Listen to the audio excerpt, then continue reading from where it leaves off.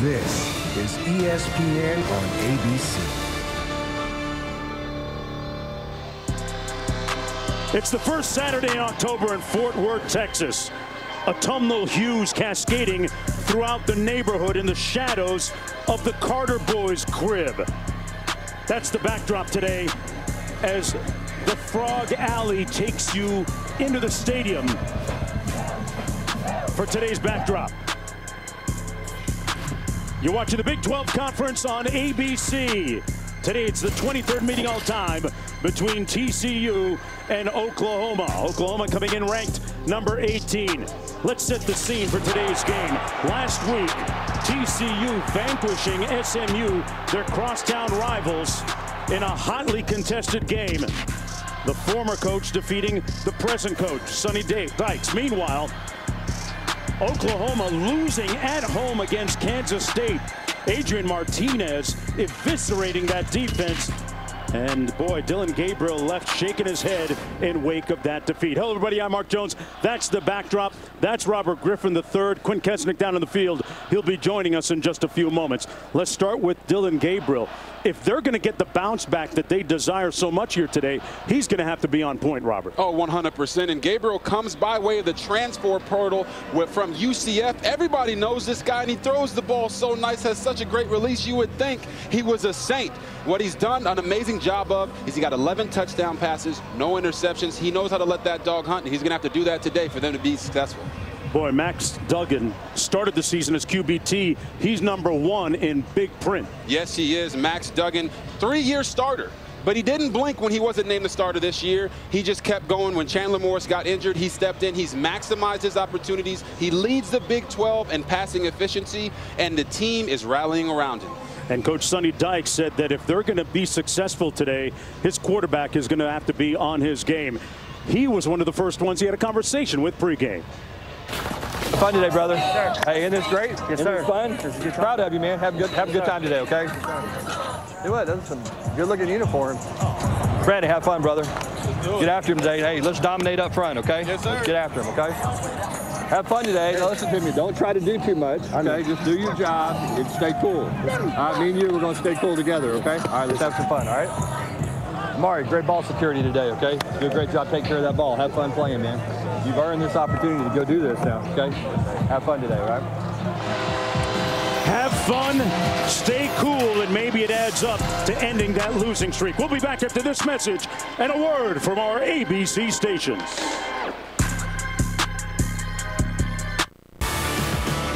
Welcome back, everyone, to college football presented by Arby's. Yes, they have the meat. You just want to make sure that you're not the one getting cooked today in this battle between Oklahoma and TCU. Oklahoma winning the toss, electing to receive. And we've got a couple of big-time receivers in this football game this afternoon. Oklahoma will have a hold of the football first. That means that guy is going to get the reins of the offense. Dillon Gabriel threw 4 touchdowns last week, albeit in that loss against Kansas State. 330 yards. Let's see how they bounce back this afternoon.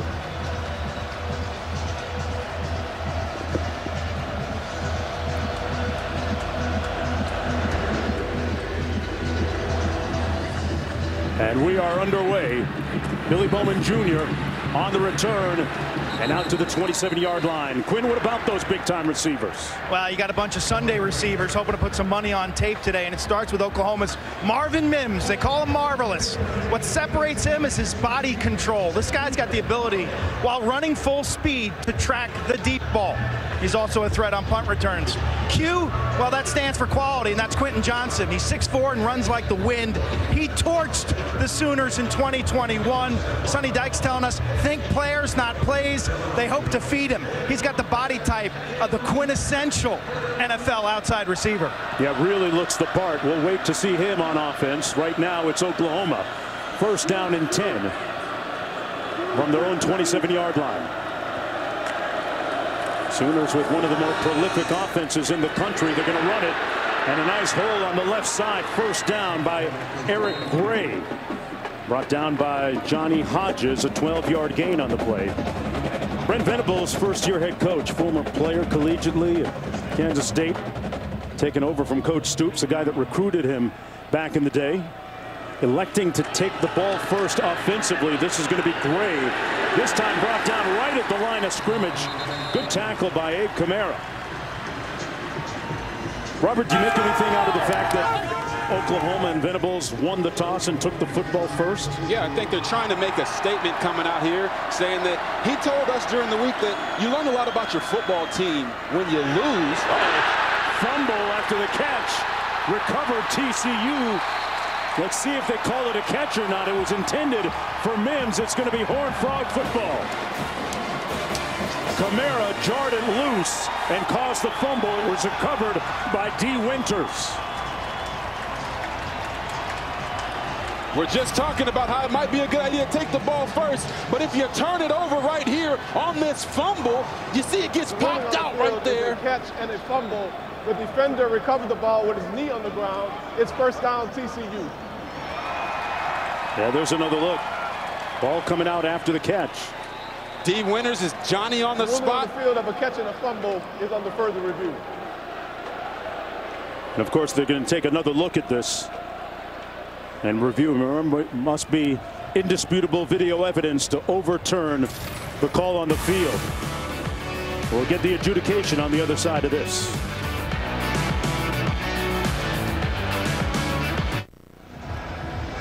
Well, the call on the field stands, and here's another look. Yeah, you're going to see him catch the ball, make a football move. The ball gets popped out, and then D. Winters is Johnny on the spot to get the recovery. And you talk about a team that took the ball first off of the coin toss because they haven't had that. They've only had one turnover up until that point all year. Duggan, a little receiver screen complete to Williams. Savion Williams with his 8th reception of the season. Conventional wisdom would tell you as a coach to kick the ball if you win the toss. And right there you see Oklahoma is now behind the sticks because they turned it over on that first possession. Good starting field position on the opening drive for TCU. This is going to be Kendre Miller. Broke one tackle, another one, and got stopped short of the first down at about the 39-yard line. It'll be 3rd down and about a long 4 to go. Max Duggan, the starting quarterback, did not begin the season as QB1, but after an injury to the starter, he started the last 2, completes this pass for the first down to the outside. That's Darius Davis, the slot receiver, to move the chains.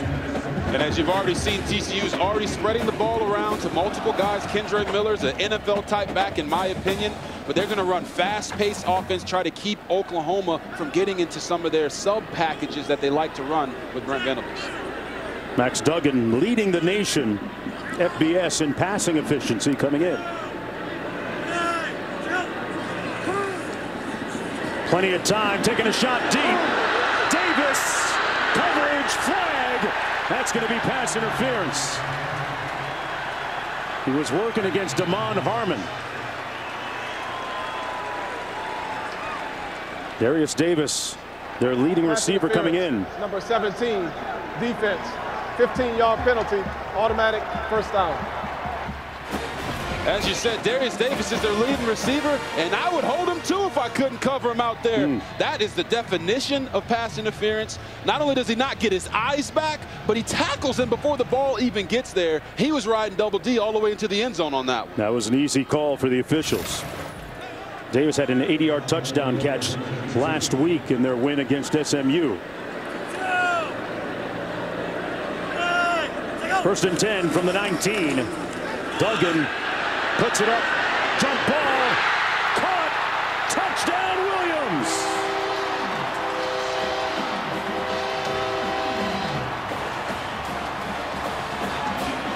He was just too little.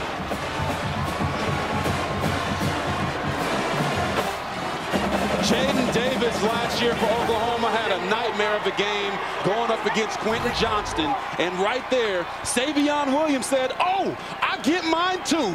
Right here, he tracks the ball, makes the play. Great throw there by Max Duggan. But Savion Williams, his name sounds like a fine wine. Yeah. That touchdown was fine too. No doubt. Vintage Williams. That was his 2nd touchdown catch of the season and of his career. Duggan continues with the hot hand, his 9th touchdown pass this season. TCU with the 7-0 lead.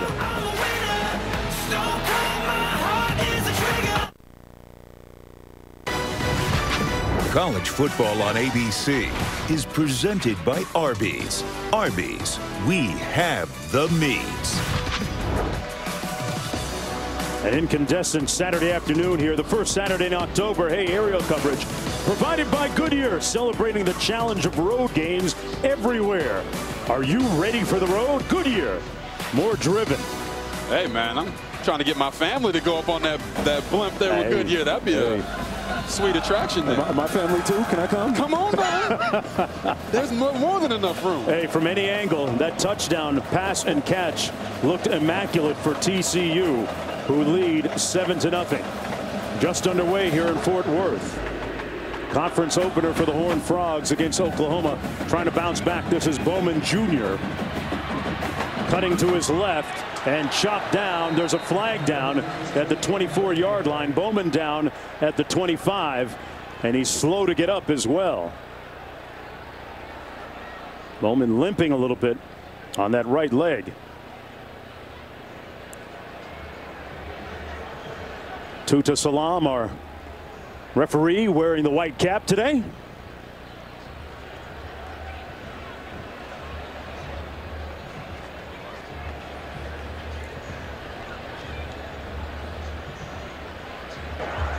During the return, holding number 22 receiving team.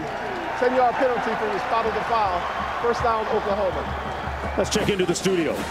Mark, good afternoon. Time now for our AT&T 5G studio update. Kevin Nagani, Booger McFarland to Little Manhattan a week after knocking off Oklahoma. Here's Adrian Martinez, Boog. Yeah, continue what he did last week, using his athleticism, getting the ball in the end zone. Number 25, Kansas State on the board first against Texas Tech on ESPN+. Back to Mark, RG3 and Q. And Adrian Martinez still with a hot hand, using his feet there. 1st and 10 for the Sooners. They back it up to the 11-yard line. Single back set. Gabriel slings it complete for the first down and then some out to the 27-yard line. Mims temporarily atoning for that fumble a moment ago.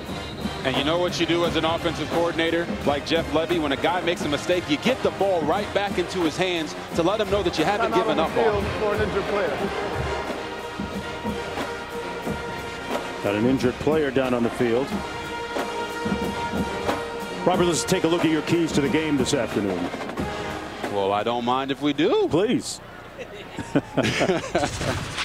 Yes, when you talk about this game, it's about a Spidey meme game. Both of these offenses run a version of the air raid, and the defenses like to show multiple looks. We're going to see who's the baddest man on the block today.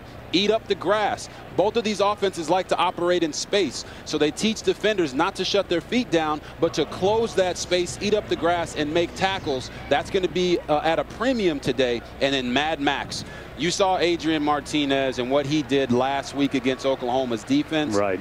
Max Duggan has to use his legs this week to go out and threaten this defense and make them play 11 on 11. If he keeps throwing it like he did on that first drive, though, he can leave those legs in the locker room. Well, Johnny Hodges, the injured player down on the field, and Jeff Levy, the offensive coordinator for the Oklahoma Sooners, with a look from up top, told us that one of the key things for them, Robert, you and I talked about it in the production meeting, they were 0 for 5 on 3rd and 7 or longer last week.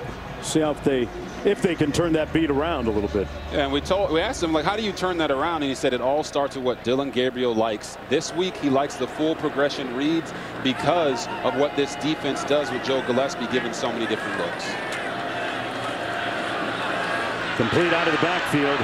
Farouk trying to get to the edge and can't. Pushed out of bounds after about a 2-yard gain on the play. Millard Bradford and Kamara in on the stop.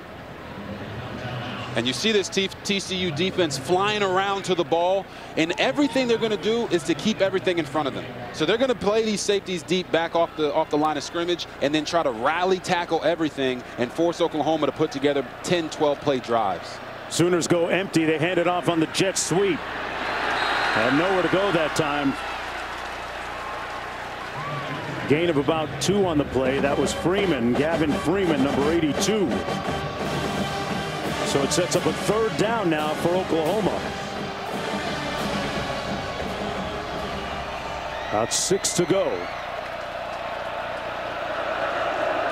Gabriel with time. Incomplete at the 42 for Gibson. Had it bounce off of his hands.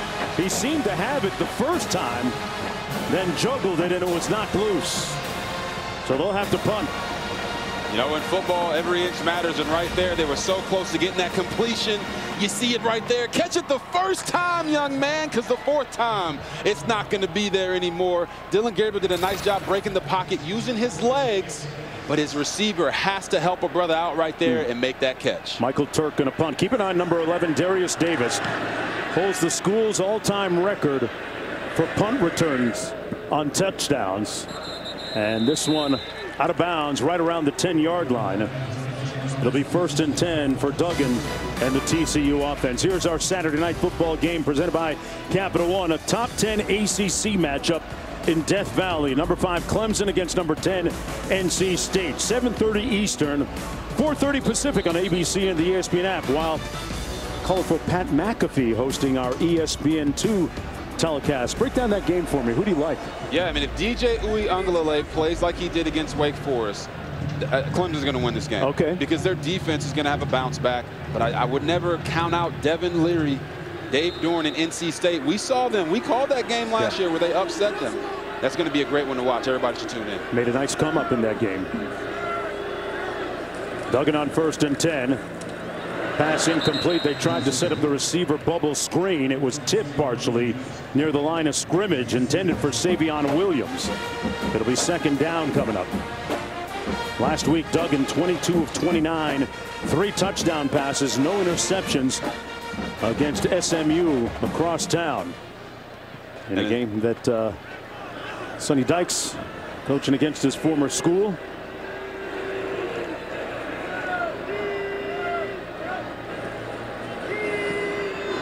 Duggan over the middle, incomplete. Intended for Tay Barber. So quickly, it's going to be 3rd down and 10. Oh, that's a throw he wished he could have back. Tay Barber did a nice job settling in the hole between the linebackers. And Duggan missed him, but his offensive coordinator, Garrett Riley, told us that he believes that Max is processing the game and moving through his progressions better than he has ever seen him on tape do before. Yes, so he's doing a great job this year. Got to make sure he hits those throws that are there. Oklahoma coming with a pressure blitz. Duggan got it off in time, overshot his receiver Darius Davis, and it's a 3 and out for that Sooner defense. They brought some heat that time, Robert, and tried to light them up. Yeah, and that's the beauty of what Brent Venables does. This system has been consistently the top in sacks over the course of the last 10 years. And right there, he draws up a nice blitz, kind of catches the quarterback off guard, changes the picture on him per se, and they're off the field. Looking like Oklahoma's defense came to play today. Got a good stop there on the 3 and out. Mims back for this punt. Right around midfield, calls for the fair catch. It'll be 1st and 10 Sooners from the 46-yard line of TCU. And now for today's Aflac trivia question. Dillon Gabriel is one of 2 Power 5 quarterbacks with 11 or more touchdowns and no turnovers this season. Who's the other? I wonder if, I think we saw, no, I didn't look at his stats last night. No, that kind of gives it away. It's not him. It's not him? It's not him. Okay. Because he had a couple last night. I know you're talking about. Okay. You got T-shirts with his name on it now, right? Exactly. That guy? Okay. Yeah, that guy. 1st and 10, Oklahoma. Gabriel got a man downfield, comes underneath, complete at the 27-yard line. That's Marvin Mims. Had a touchdown reception last week in that loss against Kansas State. A unique talent, leading receiver. 17-yard gain on the play. Into the boundary, nowhere to go. Forward progress going to be at about the 26-yard line to Mims again. Dillon Gabriel came over from UCF. Former high school player of the year in the state of Hawaii. Passed for over 10,000 yards, had a couple of high school state championships as a freshman. We all remember how prominent he was nationally. Really crushed it statistically and with wins. Goes downfield, incomplete, overshoots Farouk. And Q has more on the quarterback. Yeah, I spoke to him on Wednesday night about the challenges of being a transfer quarterback leader. You arrive solo. Said relationships are built over time. It's based on respect. You can't rush it. He said after the initial move in, finding an apartment, learning about campus, once workouts started and the individuals with the wide receivers, he felt like he was in a groove. But he said, we must be friends off the field. Chemistry. Pass incomplete. Could have been intercepted. Intended for Marvin Mims. Kamara there in on coverage, and Gabriel will go to the sidelines on 4th down and 8. Well within field goal range for kicker Zach Schmidt.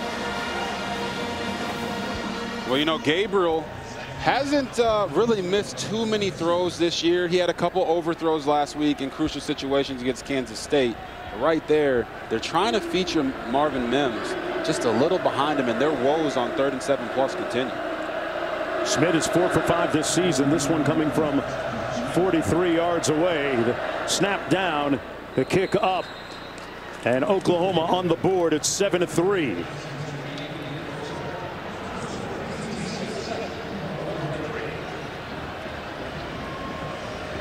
So with 9:49 to go in the first quarter, it's 7-3. Hey, what about the fact that TCU, what if I told you they were the only undefeated FBS team in the state of Texas? That would get your horns pointed up, right? Back after this. Welcome back, everyone, to Fort Worth, Texas. TCU leading Oklahoma 7-3 after that Sooners field goal a moment ago. TCU trying to snap an 8-game losing streak against OU. And this one will come out 1st and 10 for the Horned Frogs. Let's go back to the studio.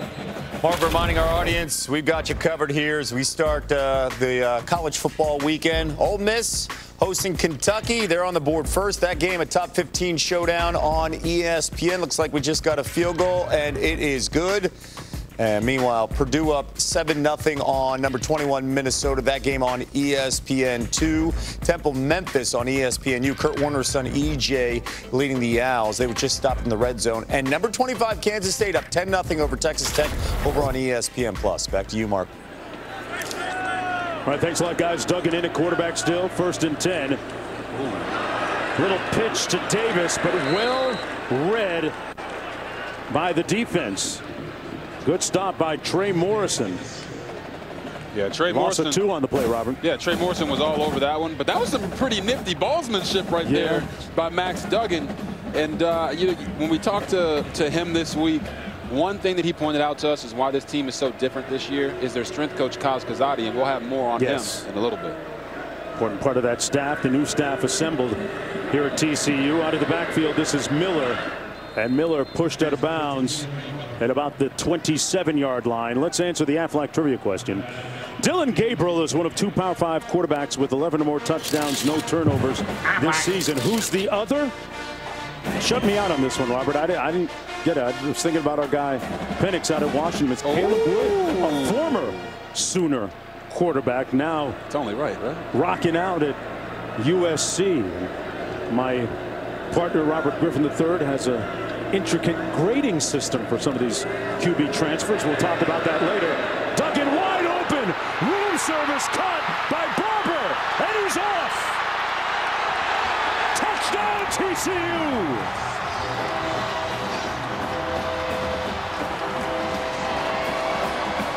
'73 yards.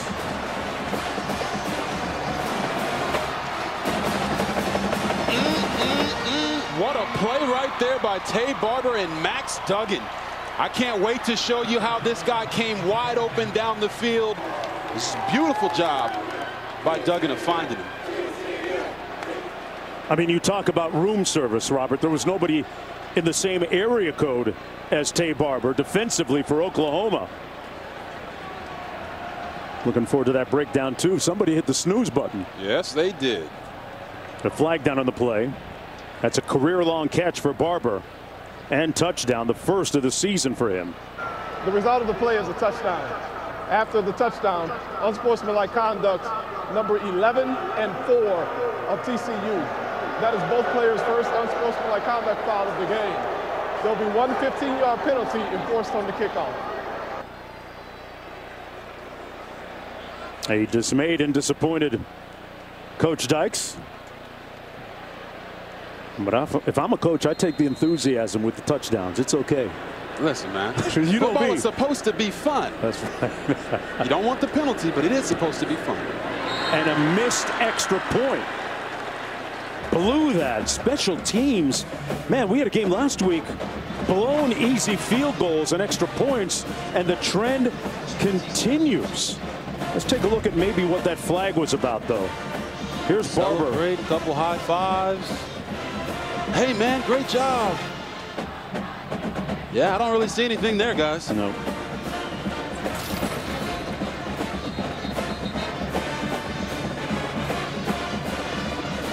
Tough to figure that one out. Yes, it is. But here's the replay of the play, and I want you to watch this safety right here. He's going to come forward. He's man-to-man on Tay Barber, who is right here. And he's going to come forward because he sees the back come out of the backfield and leave Tay Barber wide open all by himself. I tell you this, man, Tay Barber must have got a fresh cut because he out there acting a fool today. You got a nice lineup, no doubt, Robert. He faded that defense, that's for sure. 8:35 to go in the first quarter. Boy, some serious offensive fireworks from TCU early in this football game. We haven't even reached the midway point of the first quarter, and already a couple of touchdowns, albeit the missed extra point. The lone blemish on their afternoon. And you know, Mark, an interesting part of that play also is that on a previous possession, Darius Davis had got one-on-one with the safety, and that safety wanted no part of it. It was Damon Harmon. So right there, they got him one-on-one again with the safety in zone coverage. He didn't want anything to do with it. Farouk still on his feet into TCU territory, all the way down to the 38-yard line. Nice return by Jalil Farouk. Hey, this season, All-State will celebrate every field goal and extra point made by participating universities by making a donation to the university's General Scholarship Fund. Thank you, All-State. And the best nation in the world, Robert Griffin? A donation. There you go. Love it, man. I'm sorry, man. I'm a little excited by this start. Let's see what Gabriel gets done here with the football. College football will do that to you, Mark. Yes, John. sir. Gabriel's going to hand it off. And through the right side of that offensive line is Eric Gray, the transfer from Tennessee. Ooh. Expect to see Gray and Barnes out of the backfield. Marcus Major as well. Back up the line of scrimmage. It's going to be Gray again, this time trying the left side of that offensive line. Took a stick from D. Winters. 2-yard gain on the play. D. Winters, a great story for the Horned Frogs defensively. He was one of the first players to visit with the defensive coordinator, Joe Gillespie. After Gillespie met with the defense after taking the job, 3rd and 4. Gabriel overshoots his receiver, Braden Willis, and it's 4th down coming up. And Mark, there goes that unfortunate overthrow that seems to be plaguing Dylan Gabriel right now. They are going to go for it on 4th down. You like it? I like the decision just because this is in that fringe area where you can kick a field goal probably here, but it's going to be a long one for your kicker. But Oklahoma and teams around the country have decided to go for it on 4th downs in this fringe area more and more often. Let's see what they call here. They're 4 of 7 on 4th downs this year. Gabriel going through his progression. And another overthrow incomplete for Mims that time. Robert, you pointed it out. That's an early storyline for Dylan Gabriel with another overthrow. Yeah, a lot of times when you're a quarterback and you're overthrowing your receivers, it's because you don't have your body settled. And you're going to see Dylan Gabriel work across the formation, break the pocket this way, and then he tries to get his feet back underneath him to make the throw. But once again, it's just his consistency in his throwing mechanics right now just seems to be a little bit off. And his coach, offensive coordinator Jeff Lebby, talked about how anytime Dylan Gabriel has his feet underneath him, he's good and he makes all the throws. Okay. Right there, he tried to get them, but couldn't quite do it. We got a football up here in the booth. I'm going to ask you to show me what having his feet underneath him looks like at some point during the course of the afternoon. First down and 10. You used to play the position, right? Yeah, a little bit. Duggan quarterbacking, taking off. Duggan with his legs. Oh, Duggan all the way for the touchdown.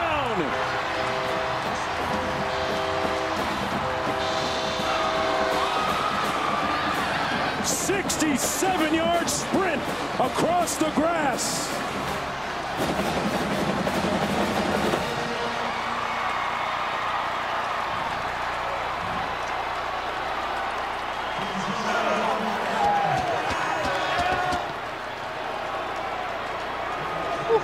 Don't sleep on his wheels. Oh, my. Max Duggan showed the Sooner defense his shoe bottoms in a big way right there. Pulling away this time, the extra point good, and it's 20-3. Opposing quarterbacks have 5 rushing touchdowns against Oklahoma this year, and that might have been the best one of them all. Robert, we smiled. He smiled when we asked about his speed yesterday. Yes, look, he told us that he feels faster, leaner, more agile. He's like, where are the defenders at? His strength coach, Kaz Kazadi, told us this man's got a dragon in his chest, and right now he's spitting hot fire. He just flamed that Sooner defense. He can't believe it. He said, I can't believe Max Duggan just ran that on us. You better believe he did, sir. You better believe he did.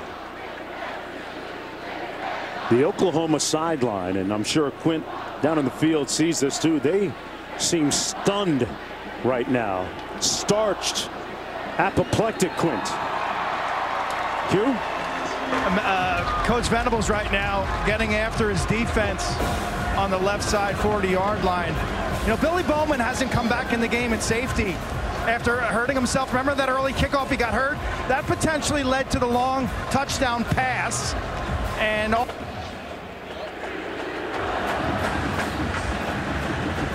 the return, Oklahoma, it's Farouk. Still on his feet. And Farouk pushed out of bounds shy of the 35-yard line, 1st and 10 from there. Boy, we have had some real pyrotechnics, some fireworks here early. Gabriel completed it to Mims, and then the fumble allowed the first score right there on the great catch in the end zone from Williams. And then wide open, Barber races into the end zone, and then Duggan taking out his do-it-yourself kit and doing just that for the next touchdown. Their 3rd one of the afternoon already here in the first quarter. Barnes on the run for Oklahoma, and he's brought down at about the 37-yard line. Now look at the Sooners discombobulated, disconcerted on the sidelines right now. That defense on its heels. On the slant, incomplete, and a flag. That's going to be pass interference.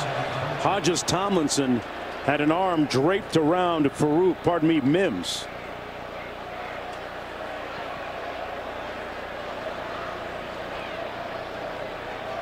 As you see Hodges Tomlinson there, pretty upset about the call.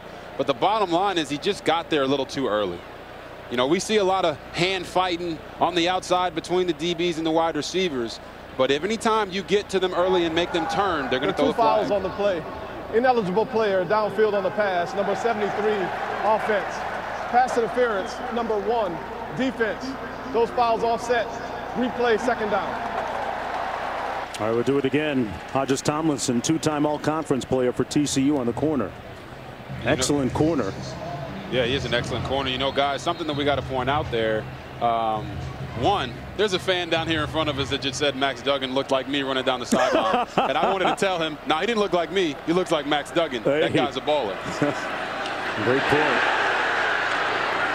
Boy, big time hitting on Barnes. Javante Barnes with a hard-earned 2 yards on that play. Tackled by D. Winters. Talked about Winters Defensive coordinator Joe Gillespie asked him, who's the alpha on this team when he first took over. Winter said, you're talking to him right now.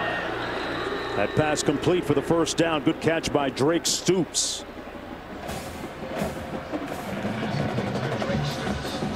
That's a very low-key and understated Brent Venables. Much different portrait of the guy we are used to seeing on the sidelines going back to Clemson. Nowhere to go around the left side for Barnes, brought down by Brooks. 1 yard gain on the play. You know, so does he doesn't look like, Venables doesn't look like he needs a get back coach right now. Someone to actually get him back and pull him back. Someone assigned to him like in the past. Gabriel taking a shot downfield. They pop the top on the defense. And it's incomplete, intended for Mims. Yet another overthrow by Gabriel. Yeah, guys, I think that might be the 4th or 5th overthrow that we've seen. I know that he wants to make the plays, get it all back, but you got to make sure you give your wide receiver a chance. A lot of times on the deep ball, an underthrow is just as good as hitting him in stride, because at least you're giving him a shot to make the play. To overthrow Marvin Mims, you really got to try to overthrow him. Right there, Gabriel did. 3rd and 9. They got to get to the 46. Gabriel high, incomplete. Again, Drake Stoops, the intended target. It's 4th and 9. We have an injured player down in the field. Okay, Robert, we've been talking about the proclivity for overthrows by Dylan Gabriel. His coach says he's got to play with his feet underneath him. Show me and tell me exactly what that means. Feet underneath him. Right. When you pause this screen right before the ball comes out of his hands, you're going to see that his feet are so far outside of his frame, outside of his shoulders, and that's not what they want. I have extensive relationship with Jeff Lebby, having been coached by him in college. You're going to see it right here. Look at that big space. We can roll it back just a little bit. You'll see he's got all that space between his legs. When they coached me when I was in college at Baylor University, they told me this isn't where you want to be, right? You don't want to be way out here. Right. You want to be standing tall with a slight bend in your legs, because then when you make those throws, you're from a consistent plane. Okay. It's like golf, right? Okay. If you keep your shoulders down in golf, you're going to be able to swing right through where you go back. But by him having his feet so far out, it's going to make his hips have to activate and go too far. Watch, he's there underneath himself, but watch when he steps to make this throw. He's so far outside of his base, it's going to make the ball sail on him. Okay. All right, now when you got 6'4", 6'5" defensive linemen and 6'6" offensive linemen in front of you, it's very important to have a consistent base with where you're throwing from, so that you and your receivers can know that the ball is going to be on the money. Well, he has missed his targets high a lot. He's missed 6 of his last 7 passes overall in the game, with 5:36 to go in a prolonged, 6:13 to go in a prolonged first quarter. He's 6 of 13. And the Sooners going to punt again. This is Michael Turk. Darius Davis perched on his own 10-yard line.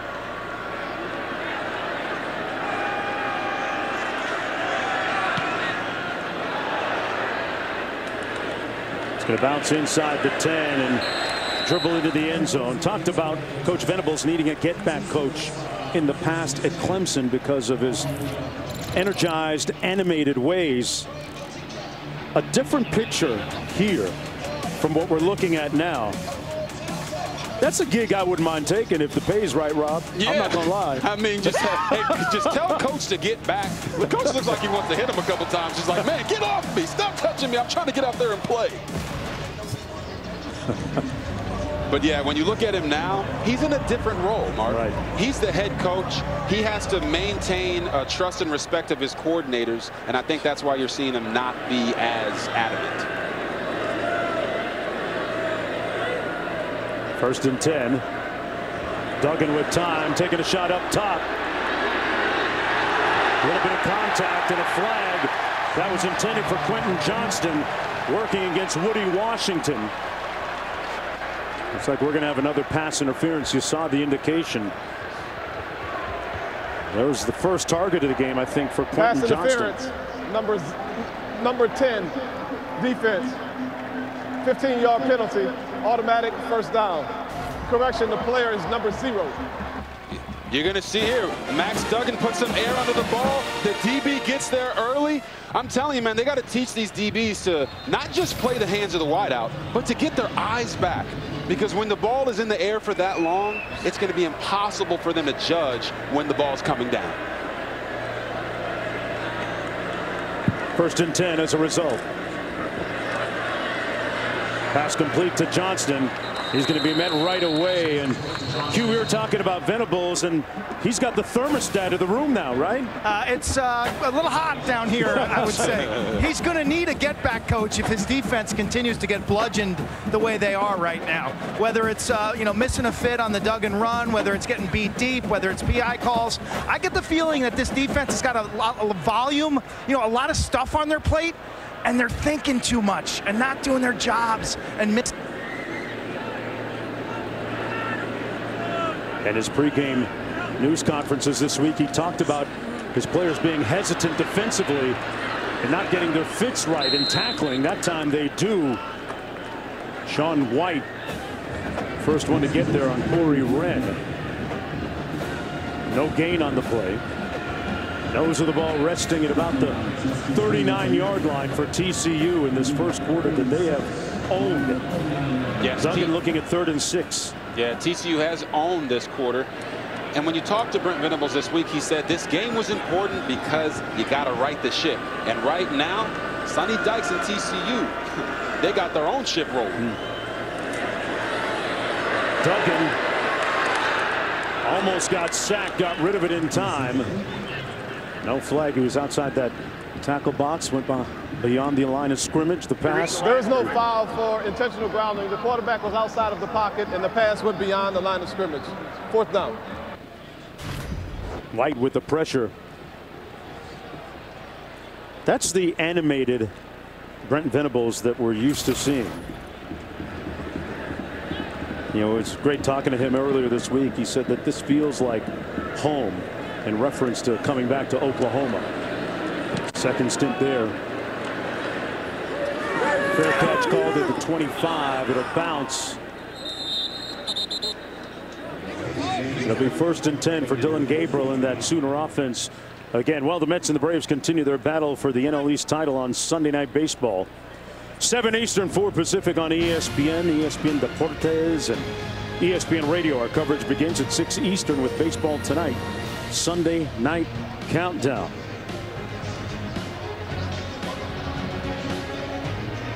Aaron Judge still hitting home runs, right? Is he?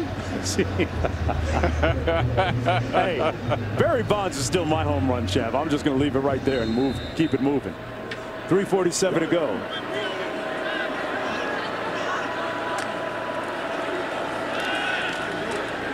On 1st and 10, Eric Gray runs it. Gets a couple of yards. Dylan Gabriel's father played quarterback at Hawaii. He taught his son footwork and throwing mechanics. Oh, that's all bad right now. That was bad mechanics offensively. There's going to be motion up front. False start. Number 72, offense. 5-yard penalty. 2nd down. I remember during COVID that Gabriel's father converted the family garage into a very elaborate, comprehensive gym, and got in some good workouts with his son during that time. Got to make do with what you have, right? Yes. Trying to be resourceful right now and enterprising. Gabriel on the move. Pushed out of bounds at about the 22 by D. Winters, a.k.a. I'm the alpha dog, coach. You don't have to ask anybody else. There he is, number 13, the leading voice defensively for TCU. Anytime you see a linebacker with a neck roll, you know he means business. D. Winters trying to let these guys know winter is coming.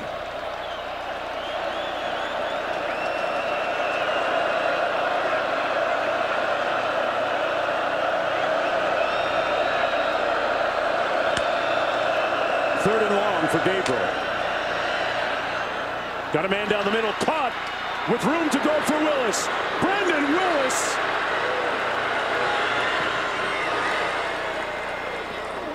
Touchdown, Oklahoma. Brandon Willis with just enough gas to get into the end zone. Millard Bradford tried to run him down, had the angle, but not enough. And Willis cribs it 79 yards. And you know why Dillon Gabriel hit him in stride right there? Aside from the fact that he was wide open. Right. His feet were underneath him. We talked about those mechanics. He went on the sideline, probably had a conversation with Jeff Lebby upstairs, his offensive coordinator, and he told him, hey, man, take a deep breath. You know how to do this. And right there, he shows you why people loved him at UCF and why they should love him right now at Oklahoma. Well, maybe that'll imbue him with a little bit of confidence. A touchdown is under further review. They're going to take a look at this touchdown, see if it stands. Brayden Willis, if it does, it'll be his 5th touchdown reception of the season, the 11th of his career. They're going to see if maybe he stepped out of bounds. Keep an eye out here, Robert. You're going to see it right when he gets hit. His foot is going to go out of bounds, and it's just a matter of where's the ball when it happens. You see the hit? There's his foot out of bounds. To me, it looks like it's just short of the goal line. Can't really tell from that angle because of the depth perception. Would need one that looks right down the goal line, but remember, there's got to be indisputable video evidence to overturn the call in the field. Here's another look. Have a little bit more of an angle here.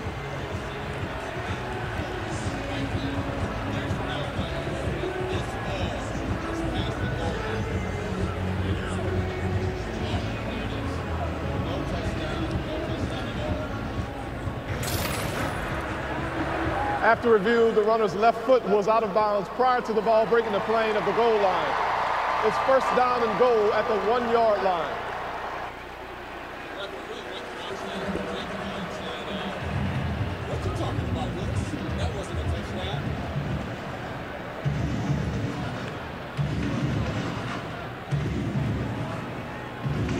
So they're going to be 1st and 10. 1st and goal from the 1.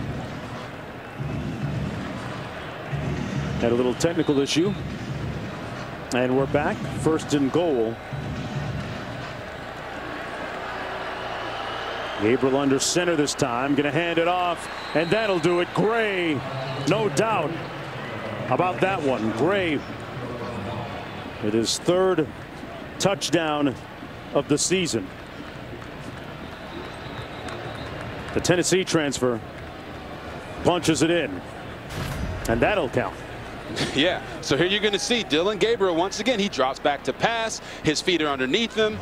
Now watch, his feet are here. Look where they're at when he makes the throw. Still underneath him. Nice, calm, compact motion. And he hits Brayden Willis right in stride. What you talking about, Willis? he was talking about a touchdown. That's what. Tell you what, there's a reason why the coaches were really glad that Willis decided to stay and play for the Sooners, guys. Let's go back to the studio. Mark, time now for our Mayhem Moment, brought to you by Allstate. You know, Ole Miss, their running attack, the storyline this season. Quinshon Judkins here, Boog. Yeah, notice the down, Kev. 3rd and 3. They catch Kentucky by surprise. That is a running down for Ole Miss. 48 yards to the house, and they're up 14-0. So Kentucky's special teams, another storyline. They need a big return. You get it from Barry and Brown. Yeah, they want life support at this point, but just like any good team, special teams stepping up. 85 yards, setting up a touchdown, but they missed the extra point right now. 14-6 on ESPN. Mark. All right, back here we got a 10-point football game. 2:15 to go in the first quarter. 30 points already. Where are the defenses, Robert? Hey, Mark, I don't know where the defenses are, but this is my type of game right here. These offenses are humming right now. In a big way, look at the numbers. It bears out that fact. 4 plays, 76 yards for the touchdown during that last drive. Willis with the touchdown run, 79 yards, and now it'll be Max Duggan's turn. And that's why whenever you play a team that runs a version of the air raid, really no lead is safe.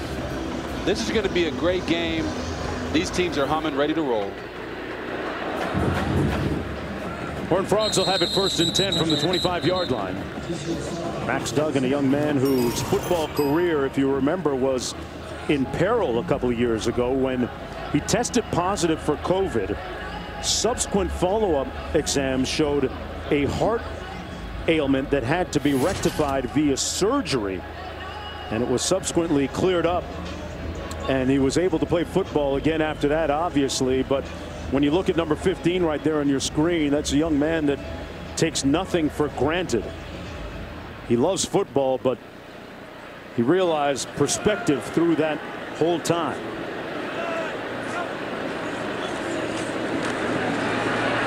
Hands it off on 1st and 10. Nice move by Miller, tripped up by Harmon. A 1-yard gain on the play.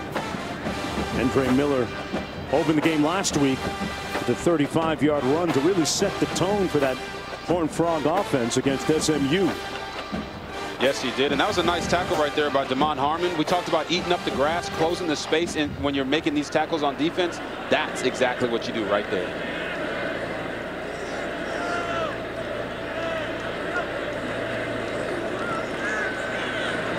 Duggan with all day. Incomplete. Not sure whether that was for Hudson or Barber. It landed in between the two of them, and we got a flag on the far side of the field. Sideline warning against the Oklahoma bench. There is no penalty yardage associated. This is just a warning. That's one of those points of emphasis this year, right? Yeah, you know, got to protect the refs, keep those guys from getting on the field. The whole sideline needs a get back coach. Yeah, not just Brent Venables there. 1:34 to go in the first quarter. You know, on that previous play, Max Duggan actually missed one of his receivers wide open down the field, had one-on-one against the safety and blew by him by 5 yards. See if they try to come back to that. Over the middle, complete at midfield. Tay Barber again moves the chains with a first down catch. 24-yard pickup. Duggan threw a dart that time. Yes, he did. From midfield, here's Barber again. Made a nice move, still on his feet and close to another first down. Let's see where they spot it. They'll give it to him and move the chains again. You know, offensive coordinator Garrett Riley told us that he felt the weakness of this Oklahoma defense was in the intermediate area in the seams. And on the previous throw, you saw him hit Tay Barber on the opposite seam. They are really trying to go after this Oklahoma defense in ways that they haven't been attacked all year.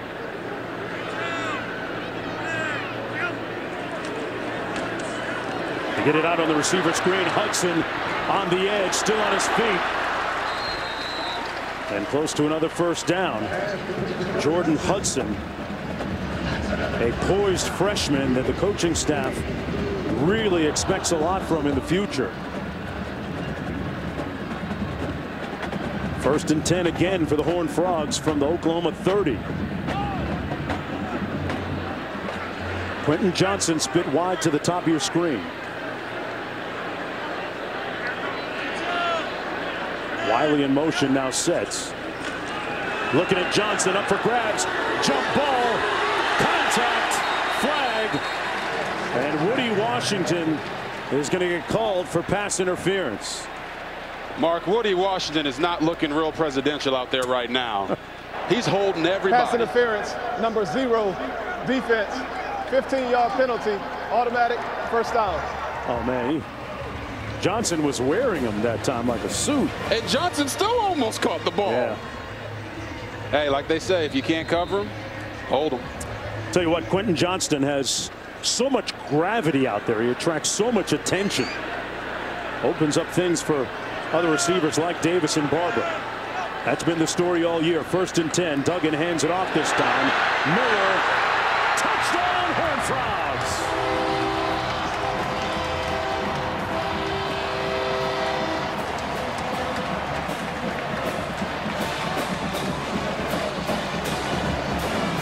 Miller with his 4th rushing touchdown of the year. And he was sprung open by a block from Brandon Coleman, number 77, the left tackle. I told you Kendre Miller coming to this game is an NFL talent, and you saw a couple broken tackles right there as he walked into the end zone.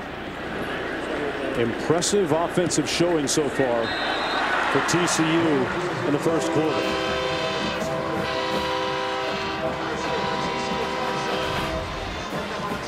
So you're going to see it right here, the block by Big 77. Oh, get some. And he's going to get his man Kendre Miller through there. We don't do ankle tackles here, baby. It's Miller time. Wow, 27 points in the first quarter. They have shredded, eviscerated, disemboweled that Venables defense so far. You know, Mark, we came into this game asking ourselves, how good is this TCU team? We don't know. We're going to find out how Oklahoma's going to respond after their loss last week. Right now, TCU's looking real. 100, man. I'm talking about 27 points, Robert, on 20 plays, 237 yards of total offense so far. Let me say that again, 237 yards of total offense so far against that defense, looking very disheartened right now.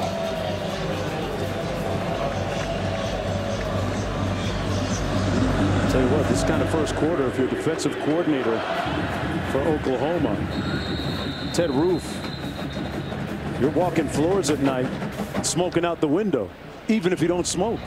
Yeah. I mean, are you saying that the roof is on fire right now? Yeah, let it burn if you're TCU. Ted Roof told us that last week's game was an abomination. Right.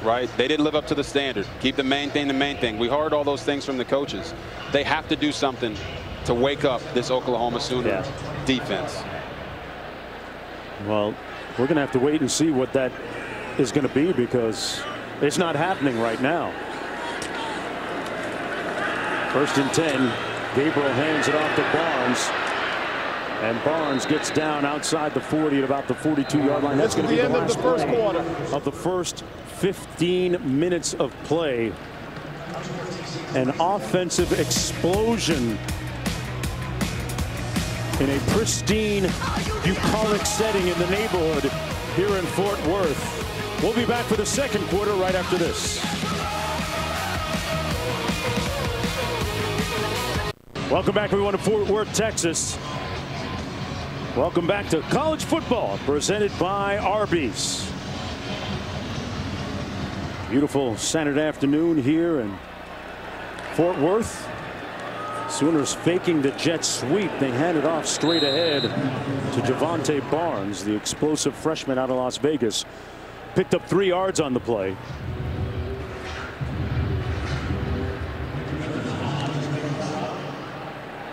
Gabriel with the RPO, taking a shot up top. Got a man behind the defense, incomplete at the 5-yard line. Intended for Marvin Mims, who has had a lot of targets, an abundance of targets today. You know, Mims, I don't think has had more than 5 catches other than the Kent State game. So right here, this is not on Dillon Gabriel.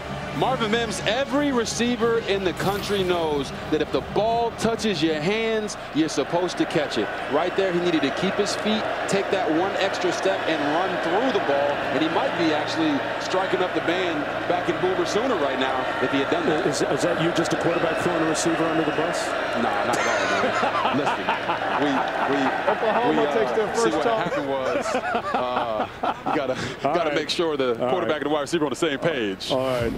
All right, don't back up over him. I'm going to talk to Marvin after this game. We'll be back after this.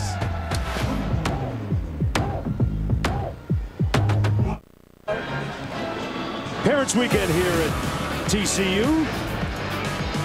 Kids in the hammock. Mom and Dad reading a book, chilling a little bit.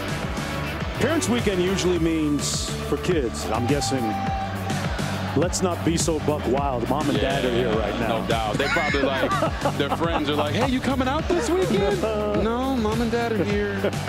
Can't let them know what I do. They're not around. 3rd and 7.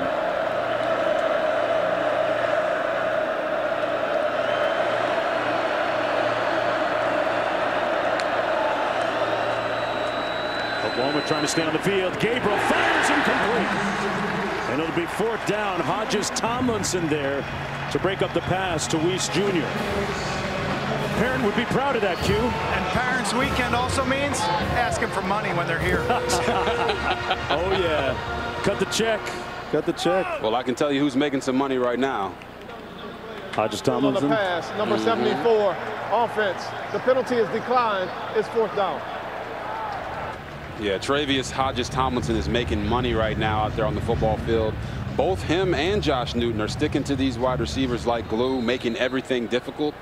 You know, Oklahoma's known for having a lot of NFL-type talent. Right now, these corners are shutting them down. 4th down and 7. Remember, that is the nephew of LaDainian Tomlinson, former NFL great, Hall of Famer, played here in Fort Worth. This is going to be down inside the 10-yard line, 1st and 10 from there.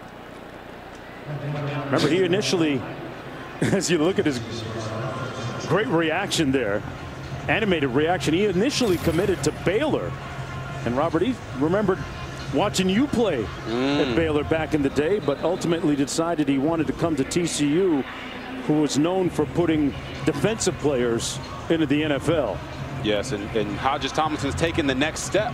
He talked to us about strength coach Kaz Kazadi and how he's helped him put on weight, but also maintain his speed, his leanness, and his agility.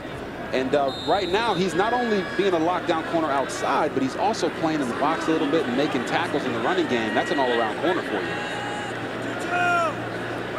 1st and 10, Duggan out of the shotgun. Hands it off, nice hold from Miller. Still on his feet, great hand walk. An indefatigable effort there by Kendre Miller, picking up 9, maybe 8 yards on the play, but nice hand walk, 2nd and short.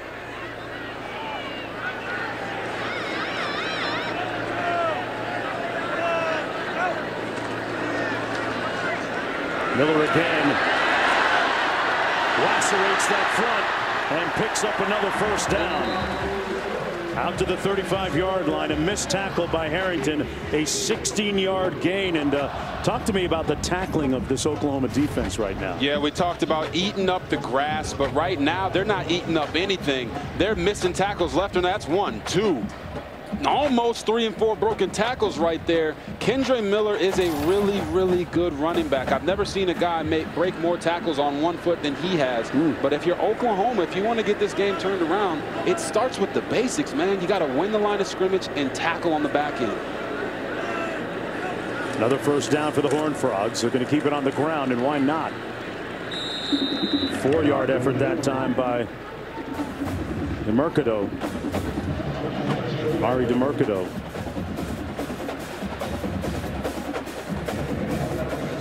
To me, that's DeMercado.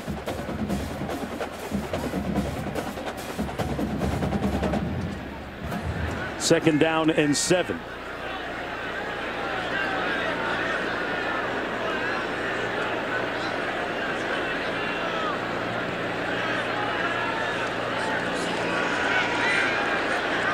Boy, Duggan has all day and finds his man in traffic.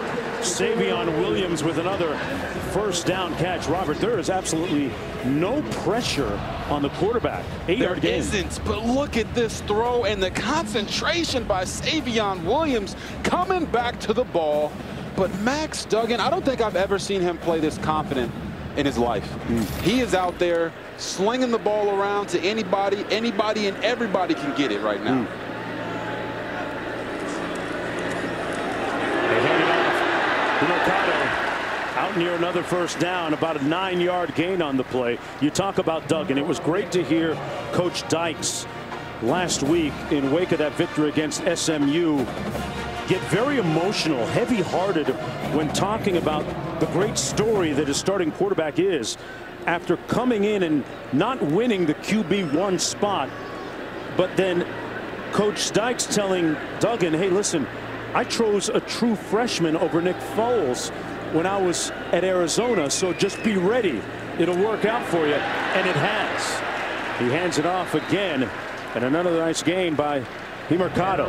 It has worked out for him, Mark, and Duggan was a 3-year starter. This is a guy that everyone here in Fort Worth calls a TCU guy. He could have easily ran to the portal and said, hey, you know what, I don't want to be here anymore because he didn't win that job. But he said it never crossed his mind. He knew this is where he wanted to be, and when his opportunity came, he was going to maximize it. All puns intended. Little blitz coming, gets rid of it in time. Down the sideline. Incomplete in traffic intended for Jordan Hudson. It'll be second down. Well, guys, there's a couple ways you can stop the deep ball. One of them is you can get the safety over the top like they do here. The other one is you can get lucky.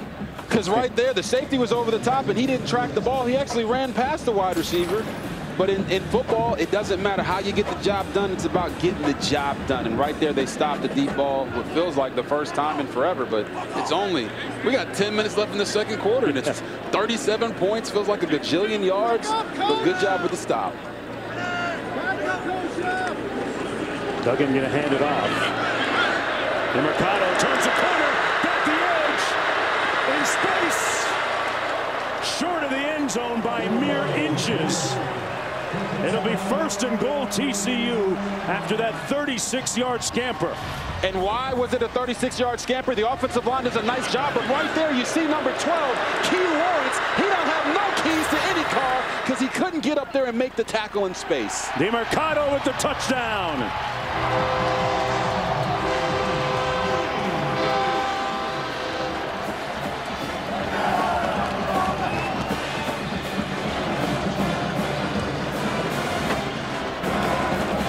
Last week, DeMercado had that 61-yard touchdown run against SMU.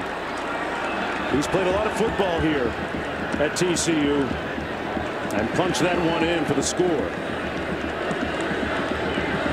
A KG veteran giving the Horned Frogs a 34-10 lead with 10:30 to go. The meter's still running, partner. Yes, the meter is still running, and TCU's getting it any way they want to. 167 yards rushing, 159 yards passing. They are showing Oklahoma the boom. It's hard to feel alive when hope's dead and gone. I can see it in your... Well, let's take a look at the Taco Bell Live Más student section. Student sections across the country are competing to be the Live Más student section of the year all season long. Robert, I didn't get the email, man. Like, why aren't we wearing our overalls today? I didn't know, but I mean, look at the chest hair on this guy. Look like taco meat. I wouldn't want to wear the overalls, but when you're beating Oklahoma 34-10, I guess you can wear whatever you want. Amen. They are living moss. Yes. Hey, the good thing about that section, doesn't matter what you wear, your clothes will always be in style.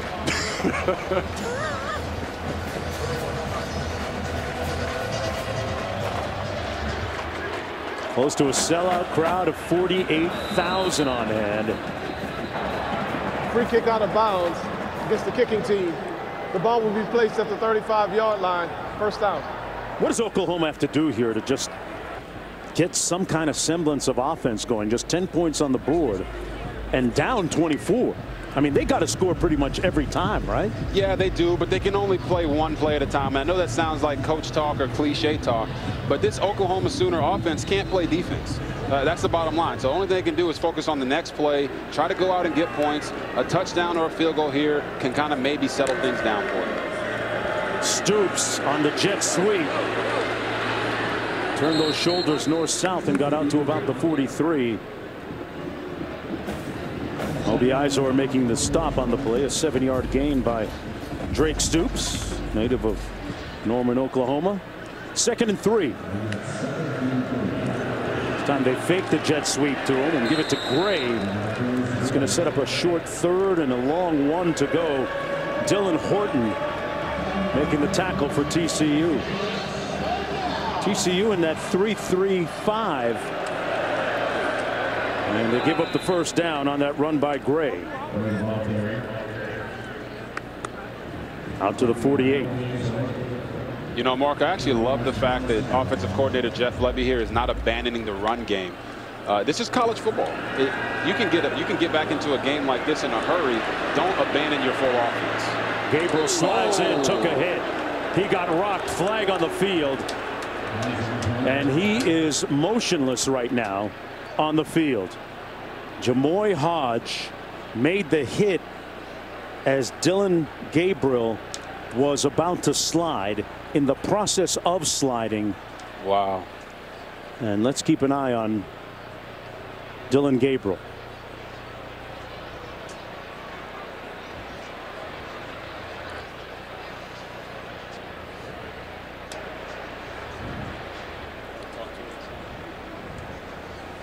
Dillon Gabriel took a hit, and we're just going to sit back and observe here.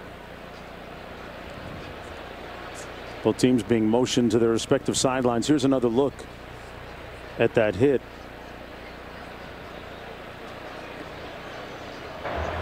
Man, oh man. After the play was over, personal foul, unnecessary roughness with targeting. Number 6, defense. 15-yard penalty, automatic first down. The ruling on the field of targeting is under review. Okay, so you target and you talk about the crown of the helmet, which has been redefined this year as, in layman's term, just literally the top part of the helmet. And is the player defenseless or not? They're still tending to quarterback Dillon Gabriel of Oklahoma. We're going to take a short break and be right back.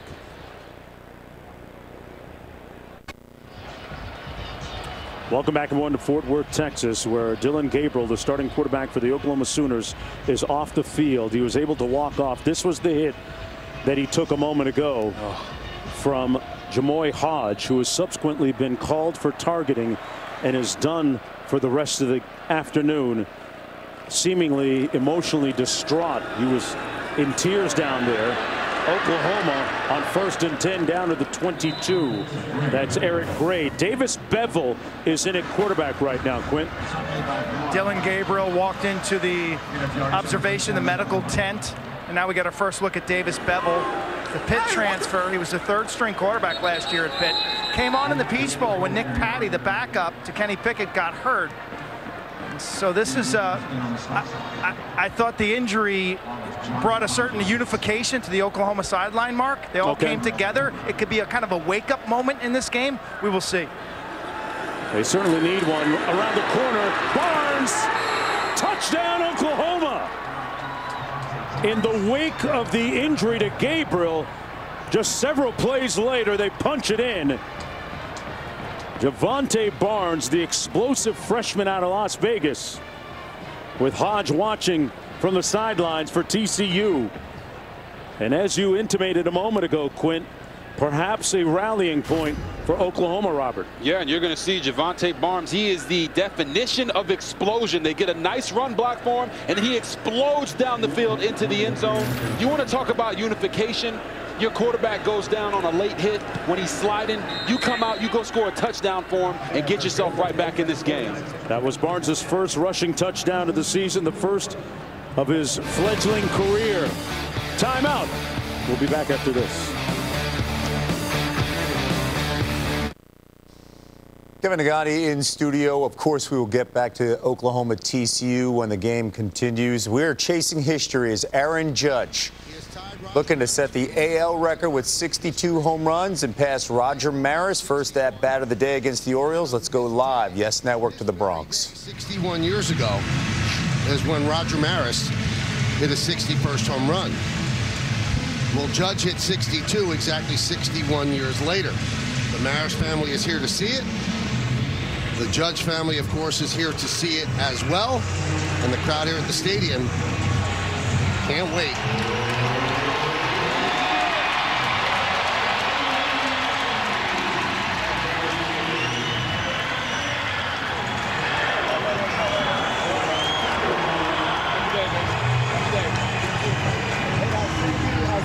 Judge still battling for the Triple Crown as well. Had a single yesterday, still trailing Luis Ariz of the Minnesota Twins by percentage points. But 61 home runs, 130 runs batted in.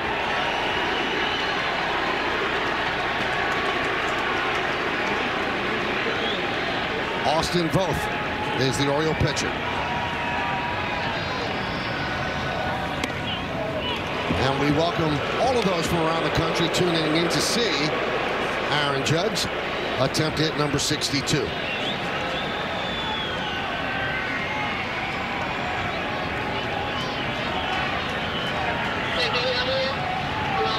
And the 1-0 outside, 2-0. 2 more walks for Judge last night. Since he hit number 60, he has a .550 on base percentage. He's walked a lot.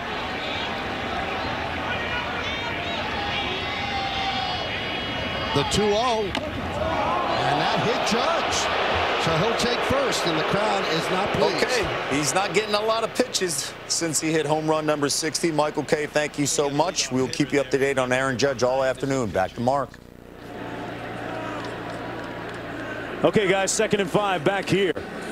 Duggan pulls the trigger and tackled right away at the 30-yard line. Nowhere to go for Darius Davis. Good tackle by Morrison. So it'll be 3rd down after the 2-yard gain. Ball at the 32.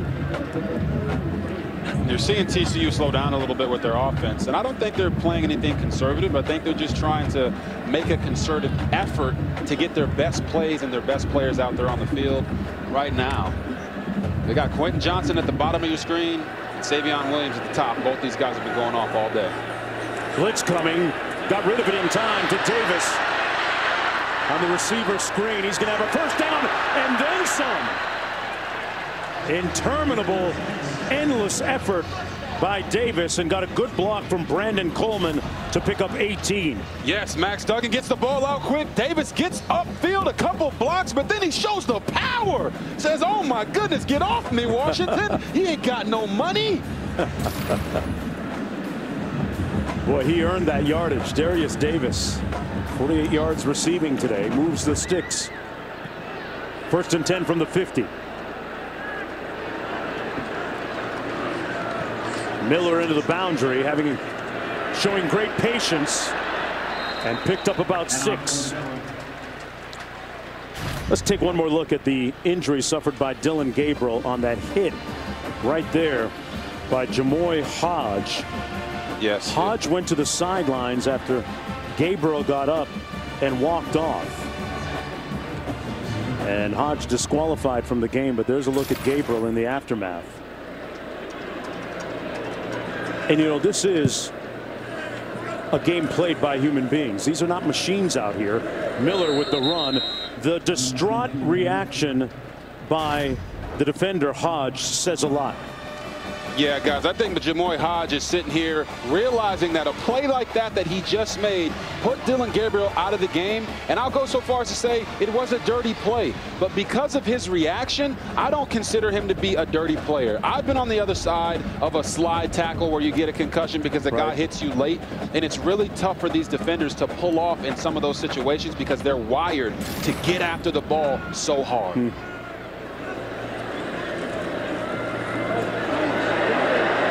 Down the field, contact, incomplete.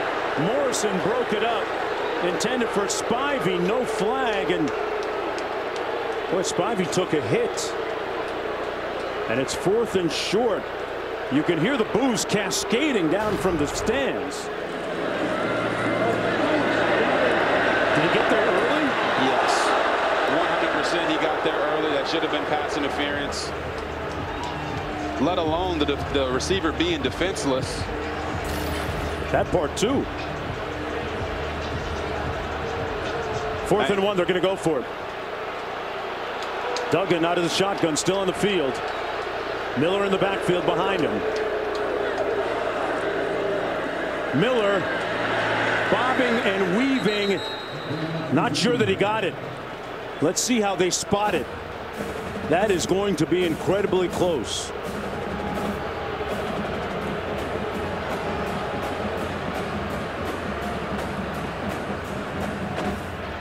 Oklahoma gets the stop. The Sooners take over on downs. It appeared as if Miller had to do too much dancing behind the line of scrimmage. Boy, Sonny Dykes is hotter than July right now. Yeah, and I think he's actually more hot about the previous play than that stop right there, because it did look like Kendre Miller got stopped short of the first down line because they didn't win at the point of attack. We talked about that with Oklahoma last week against Kansas State. O and D line did not win at the point of attack, and again, right there, they showed that they can and will when they need to. They bowed up, got the stop. TCU called timeout. Q, what's up? You're going to need a fire extinguisher down here for Coach Dykes, because he is going after the side judge, Jason Leddit. He's going after the head official, Tuta Salam. The video screen showed the pass interference where the Oklahoma player is not playing the ball at all. And these fans got a good look at it 2 or 3 times, as did Coach. The referees, well, they don't want to look up at it because they know they got that one wrong. They know that was a miss, but there's no way that call can be reviewed. It's procedurally, the play is gone, the play is dead. Unless, of course, they thought it was targeting. If Coach Dykes wanted to get after these officials and say, can you look at that for targeting, perhaps they could have looked at the video again. Yeah, defenseless. Launch. Is there a launch there? Yeah, there's a launch there. Hit him in the head and neck area. You'll see it here. Yeah, so Coach Dykes called the timeout just to give the officials some smoke, it appears. 1st and 10 for Oklahoma. The previous play is under review to determine the spot of the forward progress. They're looking to see where the ball should be spotted.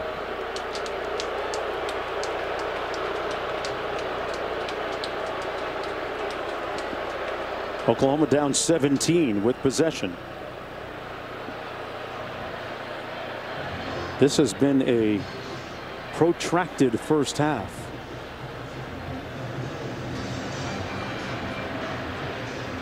.540 to go still. Let's take another look and see. What do you make of the spot, Robert? You think they got a good one or not? Yeah, I didn't think they got a good spot, but you see the dancing in the backfield there by Kendre Miller. He pushes forward, and then it's just a matter of how do you decipher. Right here. Can anybody see the ball? No. Zoom in. I can't see it.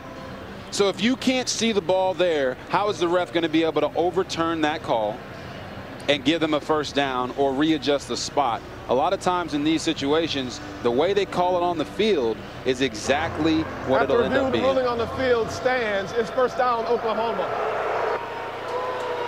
Bruh, can I just bring something up to you? This game is decades long, right? Have we not evolved enough to the point where we can't have some kind of microchip in the football to spot this better, to check the forward progress? There's got to be some kind of technology out there that beats just doing it via the human eye. Oh yeah, right? I mean, for sure. You talk about microchips, you know. I mean, Elon Musk and those guys are like there. Clapping right now after you say all that. And there's a look at Kaz, strength and conditioning coach. This man right here, that is Kaz Kazadi, the strength and conditioning coach. We talked to Hodges Tomlinson, their corner. We talked to Max Duggan, their quarterback, and they say he's not just a strength coach, he's a life coach. He has really transformed this program. On the handoff, this is Eric Gray. Gray picks up the first down, got about 14. And back to Coach Kazadi. You've got personal experience, Robert, with him. He's had a bunch of big-time guys, right? Yes, he has. And including you. Gray on the run, brought down after a gain of about 2. How many pounds and how many seconds did he take off your 40 time? Let's put it this way. I went to college. I ran a 4.5. Right. And I was 180 pounds. Skinny. By the time I left college, Coach Kaz had helped me get up to 224 pounds, and I ran a 4.32. So he knows what he's doing, and everywhere he's been successful. He is the secret weapon. He was an important hire for Coach Dykes. Bevel swarmed, swallowed, and succumbs at the 49-yard line. Mitchell was the first one to get there. And the Sooners going to lose a few yards. If you're just joining us, Dillon Gabriel was injured on the last series.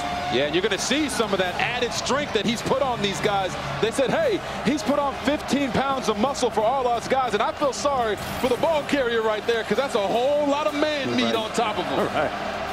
There's a look at Dillon Gabriel out of the tent and walking towards the Sooner locker room as we approach halftime with 4:16 to go. Bevel behind his receiver, Gray, who is wide open. It'll be 4th and long.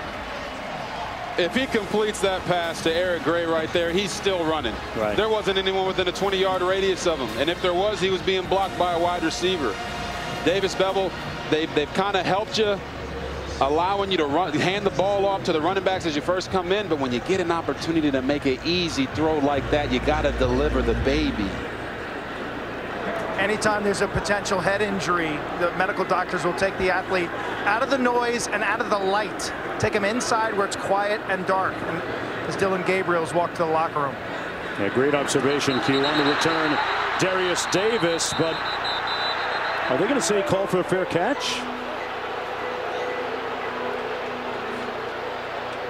Must have missed that. They're going to spot it at the 10. On the field as the receiver gave a waving signal. The play is over. It's first down, TCU. Boy, as if Coach Dykes needed more reasons to be up in the official's grill. Let's see it. Let's watch him the whole time. Number 11 here. Darius Davis. Yep. I don't see anything there. No, not even close. Not even close. Man, it seems like the refs right now are out there seeing ghosts, Mark. Hey, Sam Darnold? Hey, yeah. Coach K's going to have to hold back Coach Dykes. They've been on the wrong end, apparently, of a couple of calls.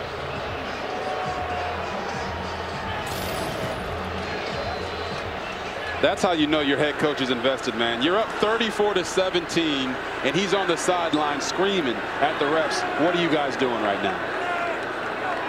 TCU doing 1st and 10 from their own 11. Duggan got down safely at the 16-yard line, picked up 4 on the play. It'll be 2nd down in a very memorable first half of football so far here in Fort Worth. Max Duggan, whose dad was a high school football coach for 30 years, really shows like he's and plays like he's the son of a coach.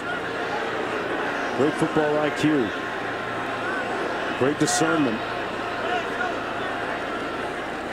Blitz coming. Duggan got the screen to the right guy, Bailey. And Bailey picks up the 1st down out to the 28-yard line. Love that call, Robert. Remember, Coach Dykes was mic'd up pregame, sounding all jovial and cordial, speaking with the officials. You're on your daddy's staff at Texas State. Yeah. It's been a while. A lot younger than. It's been a while. So I don't expect that speed coming down to that goal line. Ain't no laughing going on now, Rob. no smiling going on now. Coach Dykes like, hey man, hey, come here. Get at me one. Get over here real quick. Get at me real quick. Offside with contact, number 31, defense. 5-yard penalty, 1st down. Tuda Salam, the referee.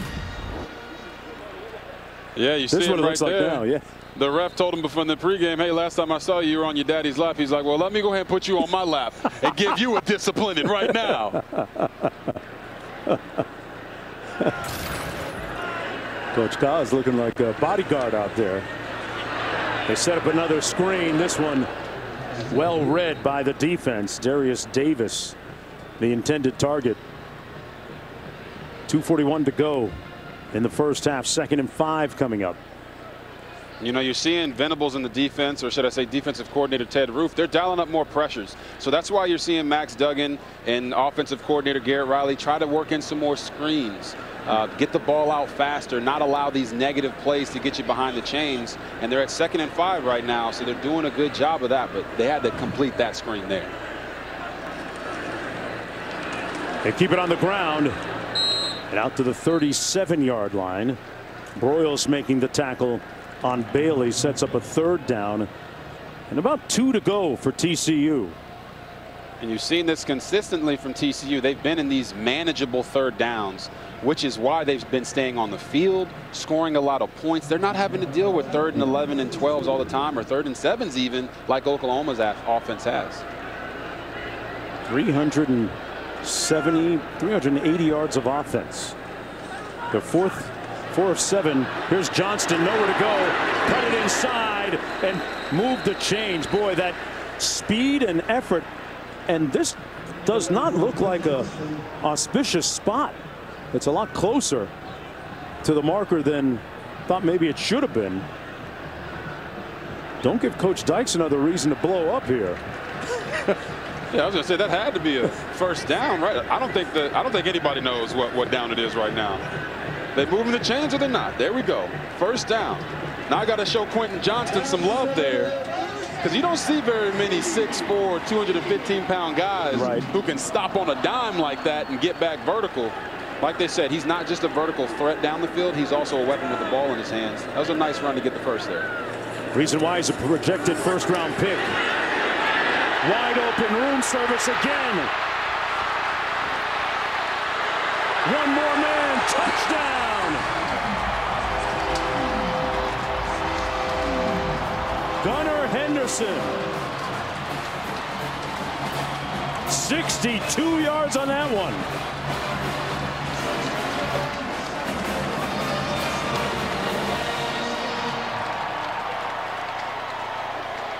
You talk about somebody hitting the snooze button on defense. I mean, Henderson was wide open. That guy was 7-11, like 24 hours a day, wide open. Yet another coverage breakdown by Oklahoma on the back end. His first touchdown catch of the season, end of his career, a career long, and Coach Ruth trying to figure it out. Can't wait to break that down for you when we get back. What happened on that last play, Robert? Yeah, Gunnar Henderson, this is the guy that is responsible for him in coverage. But what he's going to do is keep his eyes inside here on number 3 through the backfield, and he just lets him go. Gunnar's going to run a nice little route here. Wow, he turned him loose. Duggan is going to find him wide open. I mean, the easiest guy to throw to is the guy who's wide open on the field. And then he just cuts back across, uses a blocker to get into the end zone. I don't know about you, Mark, but I'm dugging it. You dugging it? I'm dugging it big time. I'm dug. Out of the end zone. On the return. Farouk. And let's check in with the studio. Park State Farm halftime report just minutes away. Kevin Nagani and Booger McFarland. In light of what we saw with Tua Tagovailoa, 2 hits in a span of 4 days, your thoughts on what you saw in the hit on Dylan Gabriel? Well, it's unfortunate, and thoughts and prayers go out to him. But Dylan Gabriel should not be back in that game based on everything we've seen. You talk about with Tua, keep him on the sideline, if no other reason than precaution. And I'm glad we saw pictures of Jamoy Hodge. He was clearly shaken up, too, delivering that hit, of course, with targeting done, but he knew what he did. Yeah, things happen so fast. It's a bang-bang play, very unfortunate. All right, top 25 action highlights, some teams in some trouble coming your way at the break, guys. Yeah, Dylan Gabriel went into the locker room a moment ago. 2-yard gain on the play by Barnes. And Robert, guys in the studio alluded to it. Tua this week, concussed. We're not going to jump to the conclusion of the similar situation here with Gabriel, but he did appear to take a hit to the head. That's why Bevel is scrambling right now. And that pass incomplete. Tell me about the process. I mean, you've been through it. You've been evaluated for concussions before. How's that whole thing work? And what's the player think? What's the team think? Yeah, if you're a player at all times, you're going to always choose to go back out on the field if you're given the opportunity. But that's why you have to have people in your corner, especially your head coach, who's willing to put the person before the player. So right here with Dylan Gabriel, he goes down after a hit like that, and the way that he was lifeless on the floor, on the field, you never put that guy back in the game. I had some situations like this when I was in college, and I was blessed enough to have a coach in Art Browse who made sure I did not go back out on the field field because he cared more about my personal health than he did about the competitive advantage. Vax. Bevel sacked by D. Winters, the alpha male, the voice of that defense for the Horned Frogs. TCU takes their second charge timeout of the half. Boy, that TCU defense, Robert, we've talked about their offense and their glowing offensive numbers, but this defense has been impregnable so far this afternoon. Yes, it has. You talk about Joe Gillespie coming over from Tulsa. He was there for 7 years, was a defensive coordinator for my offensive coordinator, Philip Montgomery, there. And he said the hardest part of him leaving Tulsa was the fact that he was leaving one of his brothers in Philip Montgomery. And you see him bring this system here. Sonny Dykes talked to us about how every time he faced Joe Gillespie at Tulsa, it was tough sledding type of day. And right now, they are showing what he told us about they got to worry about themselves. They can't worry about Oklahoma. They're coming out here flying to the ball and shutting everything down. Third sack of the day for that Horned Frog defense. 48 seconds to go in an enduring first half that's gone for over 2 hours now on the clock. Probably feels a little longer than that if you're a Sooner fan. But if you're a Horned Frog fanatic, keep the beat going. Davis back for this punt. Tied for the career lead in punt returns in TCU history at a school that's had some pretty famous speedsters. Here's Davis. Going to be brought down right where he caught it around the 30. There's a flag on the far side of the field at the 34 on that 45-yard punt. Let's go downstairs to Quint. You mentioned Davis. You think back to TCU and their first African-American player on campus, a guy by the name of Lindsey Cole, who was a terrific punt returner back in the late 60s.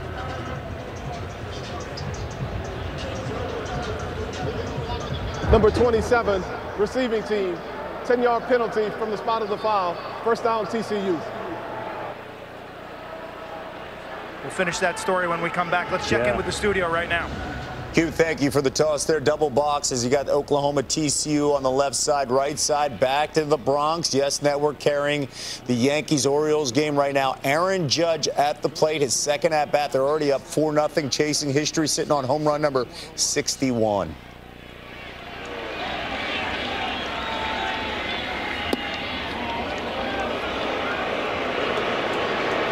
1-0. Judge was hit by a pitch in the first inning.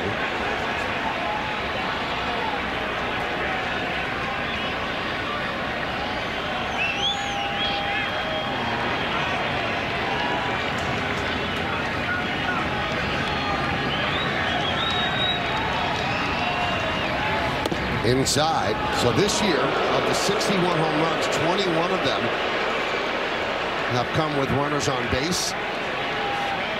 And Peraza's on first base with 1 out. He had 9 home runs this year against the Orioles.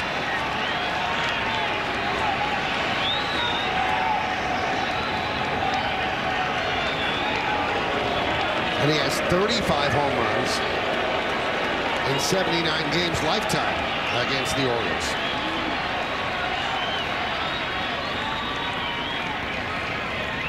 And the 2-0. Strike, 2-1. While Stanton is homered, Higashioka has homered, and they're waiting for this man to get to 62.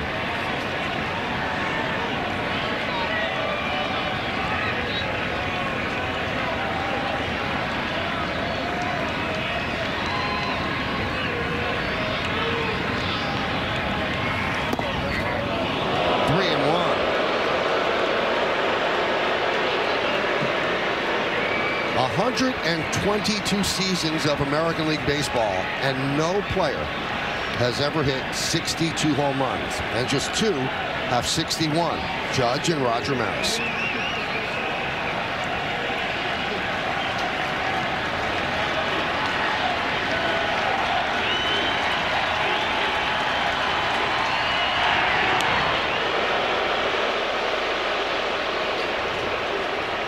Crowd doesn't want to be bothered with any pickoffs.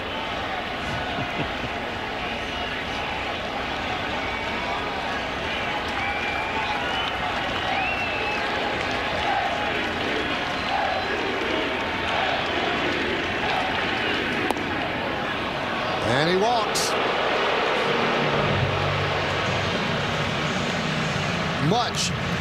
Not many options in the zone. He has to wait for a mistake. We will continue to keep you posted on Aaron Judge, sitting on 61 home runs.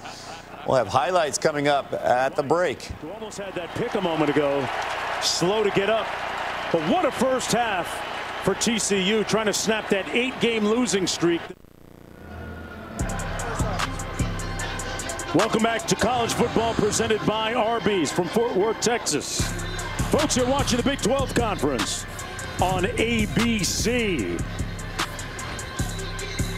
Boy, what a first half. An offensive explosion by the Horned Frogs. 41 points on the board against 17 for just Oklahoma.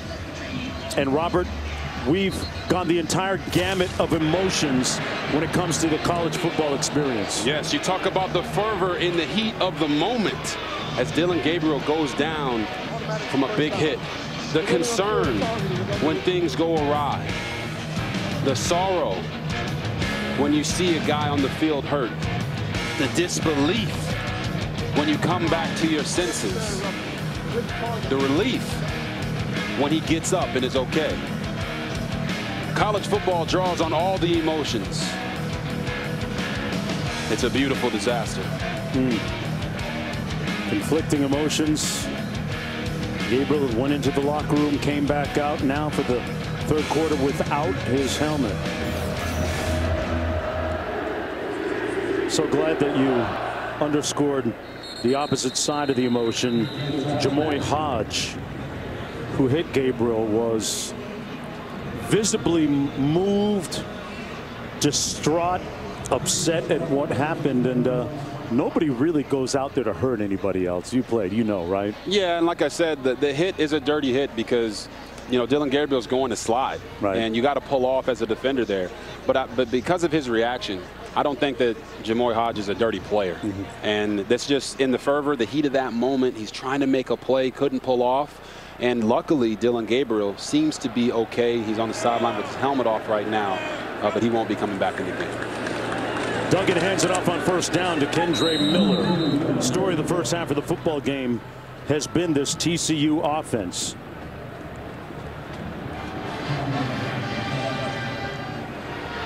Miller did a bunch of the heavy lifting offensively in that first half. Had 60 yards rushing.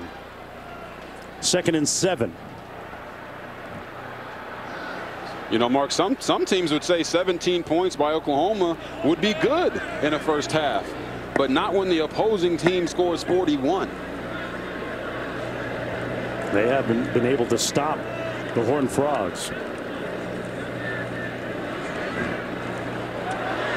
Duggan surveys and wisely throws it away. Let's go to Quinn. I stood outside in the hallway of a very solemn Oklahoma locker room. It was quiet except for one voice, and that was Brent Venables' voice.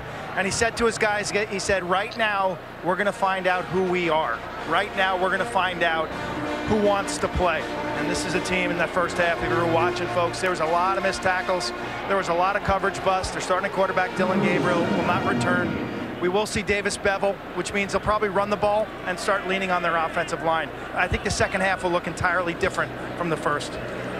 Well, adversity introduces a team to itself, and the Sooners facing that adversity right now, trying to get off the field on 3rd and 7. That pass complete to Corey Wren, but he's short of the first down. 4th down coming up. So the Sooners defensively get a 3 and out on the opening sequence of this third quarter. Been able to move the chains. Marvin Mims will go back to retrieve this punt, standing on his own 30-yard line for Oklahoma. Mark, you talk about this TCU offense and what they've been able to do. Collectively, both teams, 90 plays in the first half, 712 yards, 58 points. Mims calls for the fair catch at the 26, where it'll be 1st down and 10 from there for Oklahoma after that 44-yard effort. Well, here's our Saturday night football game presented by Capital One, a top 10 ACC matchup in Death Valley. Number 5 Clemson against number 10 NC State. 7:30 Eastern, 4:30 Pacific on ABC, the ESPN app, while the colorful Pat McAfee hosts our ESPN2 telecast.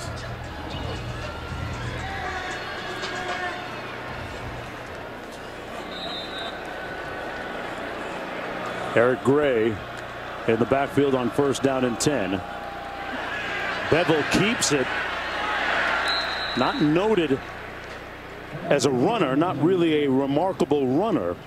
Dylan Horton runs him down to limit the gain to a few yards. Got about 5. Can they afford to stay with the run game here? Yes, they can. Honestly. You really mean that? I do mean that. I have experience in that. I'll talk to you about it after this play. Okay. Here's Bevel out of the backfield.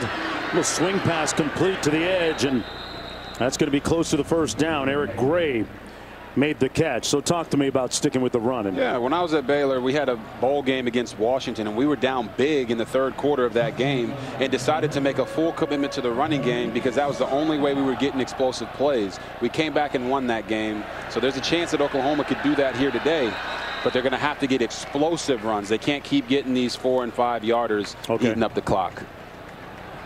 Winters made the tackle on that play, and that's going to be enough, though, for the 1st down by Eric Gray, the Tennessee transfer. Davis Bevel, the Pitt transfer.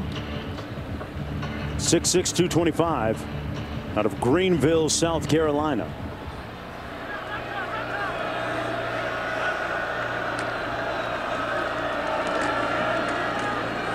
There's going to be a run by Barnes, and Barnes gets out to the 39.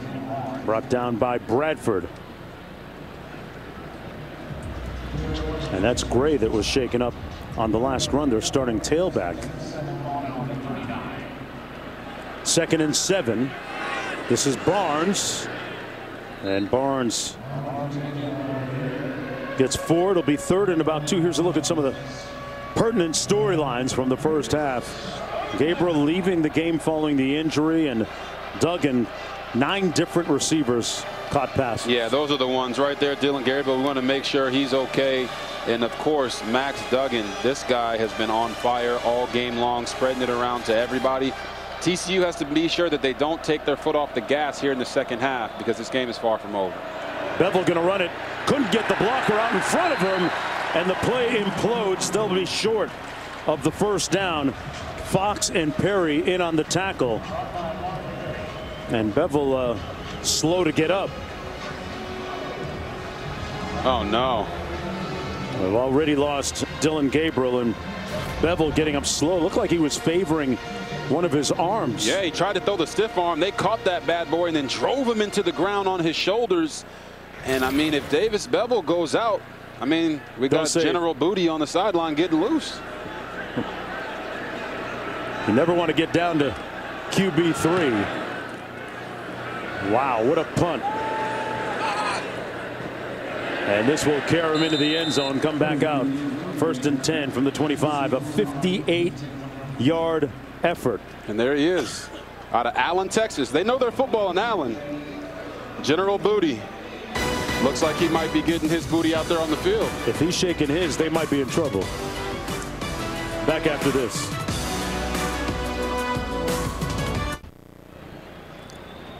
Aerial coverage provided by Goodyear. Road tested and game ready. Are you ready for the road? Goodyear, more driven. Great views from above this afternoon. A lustrous sky spattering down on this pristine field.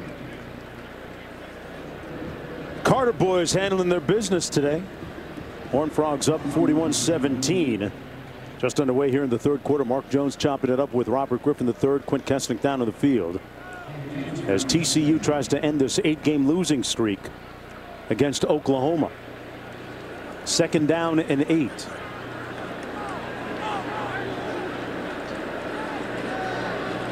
It's like Johnston is split wide to the top of your screen. Williams in motion. Looking Johnston's way. Duggan with a nice little fake.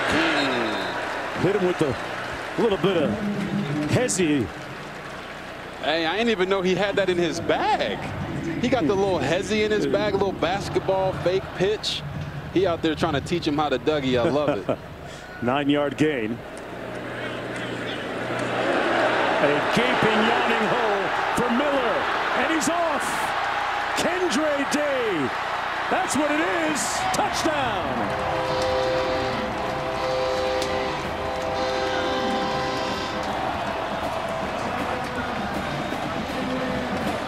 "69 yards for the touchdown."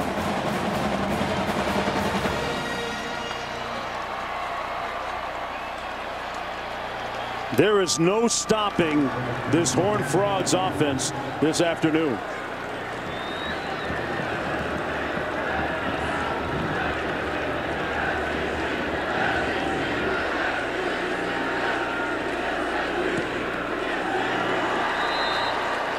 (48-17). And you see it right there. Kendre Miller letting everybody know this is our house. They might not have been ranked coming into this game, but just like Kendre Miller, they're running themselves right into the rankings. You better believe it's Miller time, baby.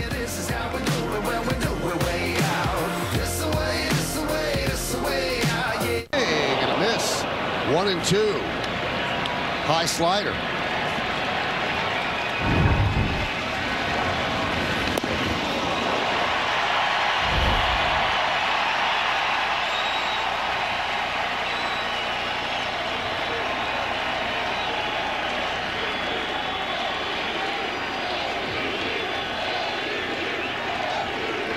And the 1-2.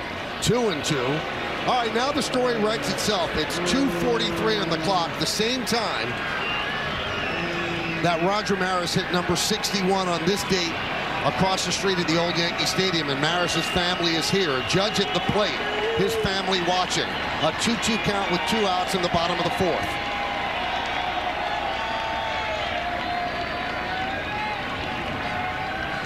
Outside, 3 and 2.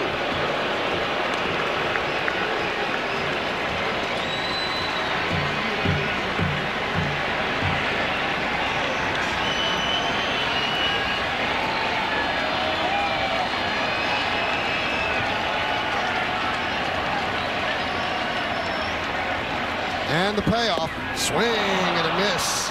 Judge down on strikes. Had a couple hittable pitches right there. We will keep you up to date from the Bronx on Aaron Judge chasing history. For now, let's go back to Mark Jones.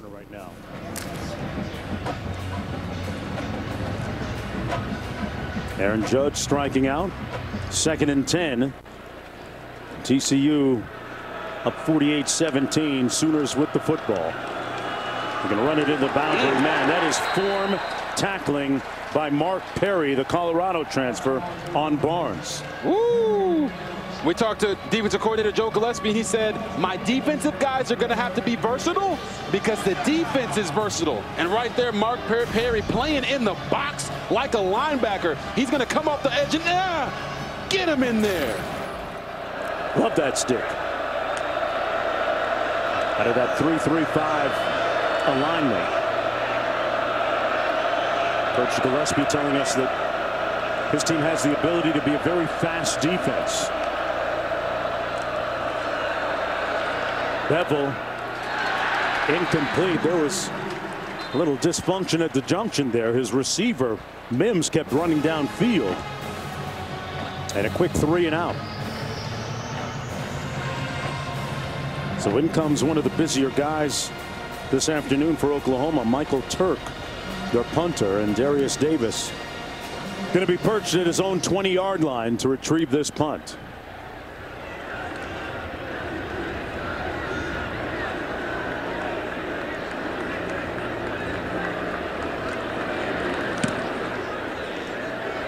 Already had a 58-yard punt today. That one high and way out of bounds. Going to be interesting to see where they spot this.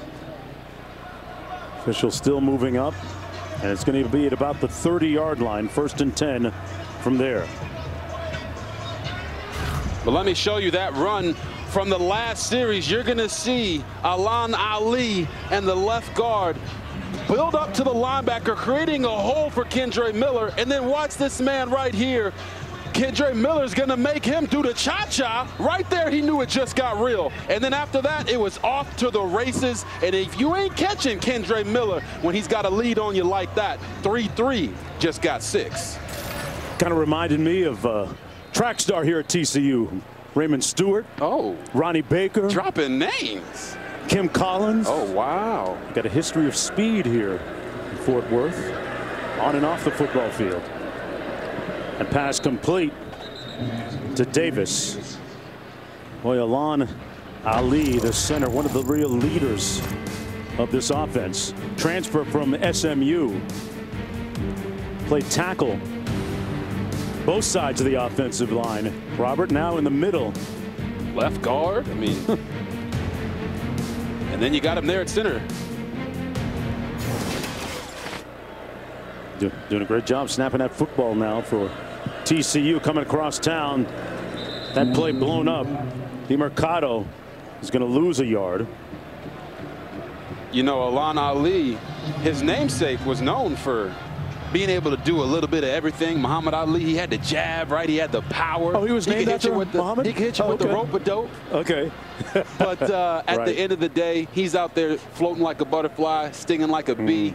And the more you can do as an offensive lineman at the next level, they cherish that. The fact that he's played at every single spot on the offensive line is going to make a lot of offensive coordinators in the NFL and executives want him on their team. Put some dollars in his pocket. 3rd and 13. Little receiver screen complete. A missed tackle. 2 missed tackles. Davis is going to be stopped up after about a gain of 2. So 4th down coming up for the Horned Frogs.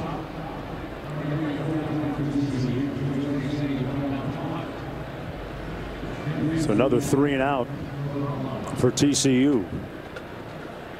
Makes you wonder, is TCU taking their foot off the gas pedal a little bit? Listen, it's 48-17. We understand that. But if they were to drop 60 or 70 on Oklahoma, that would really stir some things up in the Big 12. Mims calls for the fair catch at the 33. It'll be 1st and 10 from there. We're going to take a short break. When we do, our guy Q going to be dropping a smart bomb on you. Little history when we return.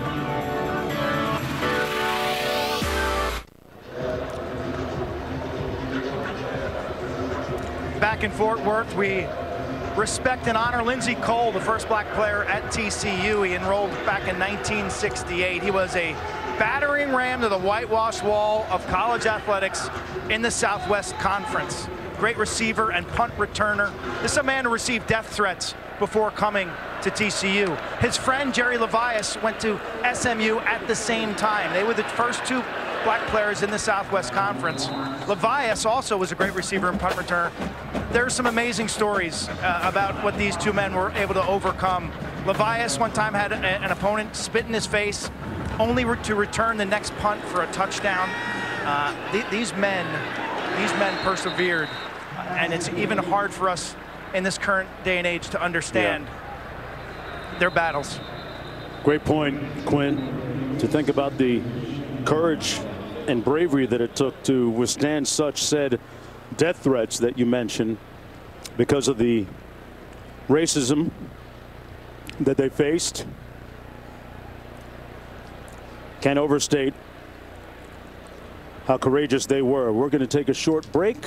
We have Theo Weiss injured down in the field for the Sooners. Let's go to the studio. Mark, updating you action in the Big 12 as we continue. Sooner fans, they saw a lot of this last week. Adrian Martinez, bud.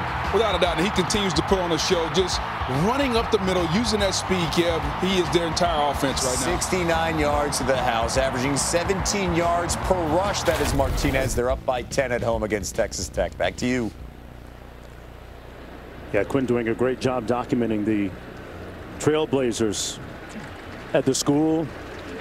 The Southwest Conference. Quint, you have a little bit more, too, Yeah, huh? you know, Levias, he's in the College Football Hall of Fame. He played at SMU for Hayden Fry, who was really pushing to integrate the SMU program at the time. Meanwhile, Cole This was a guy, he was super fast. He was known for his smile. I ended up playing in the NFL for 3 or 4 years, and he was married to his wife Joyce for 43 years before passing away in 2016. But this is a man, he opened up the doors on this campus and did it with a smile. And Q, those guys didn't just open the doors on campus, they opened the doors for guys like myself to be able to play this game at the highest level. And I'm very thankful for that. Run around the edge. Newton pushing Barnes out of bounds. And you know that story about Levias that Q just presented to the public, right, really just hits me in a certain way, because we always hear people say, you know, kill him with kindness, right, turn the other cheek. But sometimes you can kill him by running a punt return back on him for a touchdown. Yeah, that works. Yeah.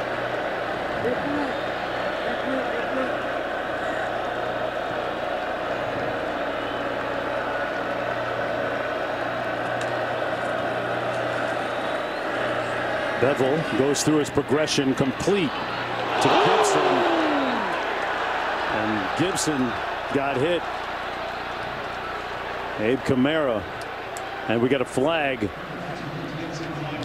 because of the subsequent activity.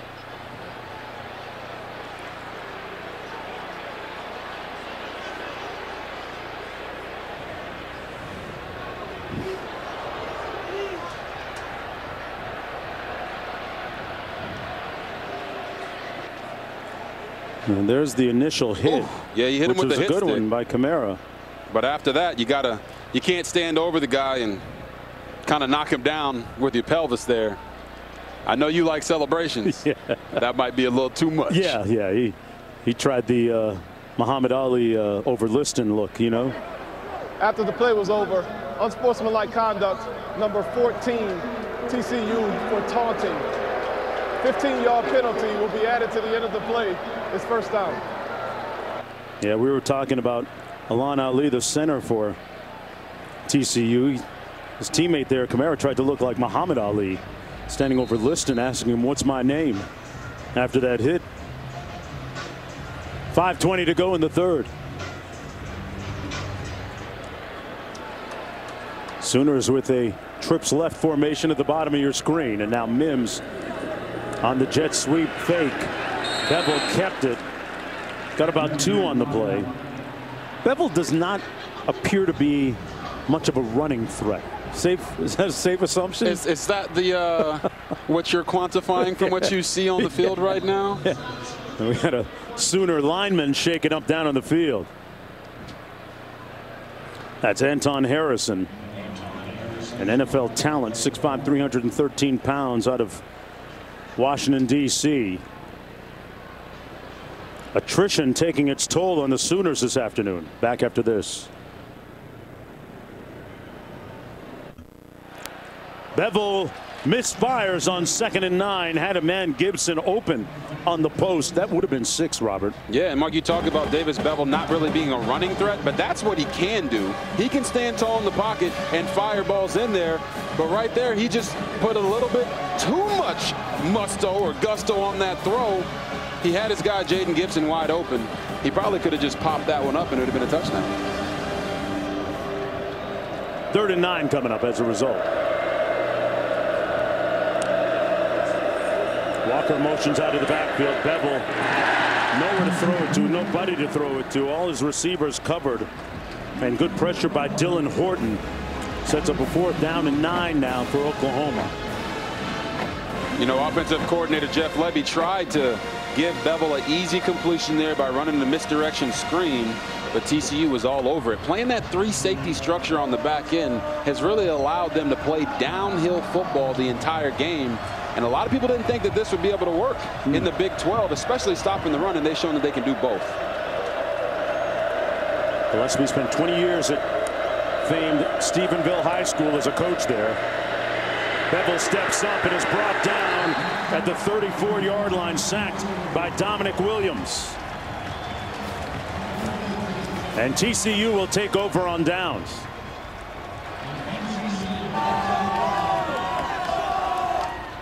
I mean, right now, TCU just beating Oklahoma like they stole something from them. 4th sack of the afternoon for the Horned Frogs defensively. And it's 1st and 10 coming back the other way. Yeah, I mean, they did steal something from him.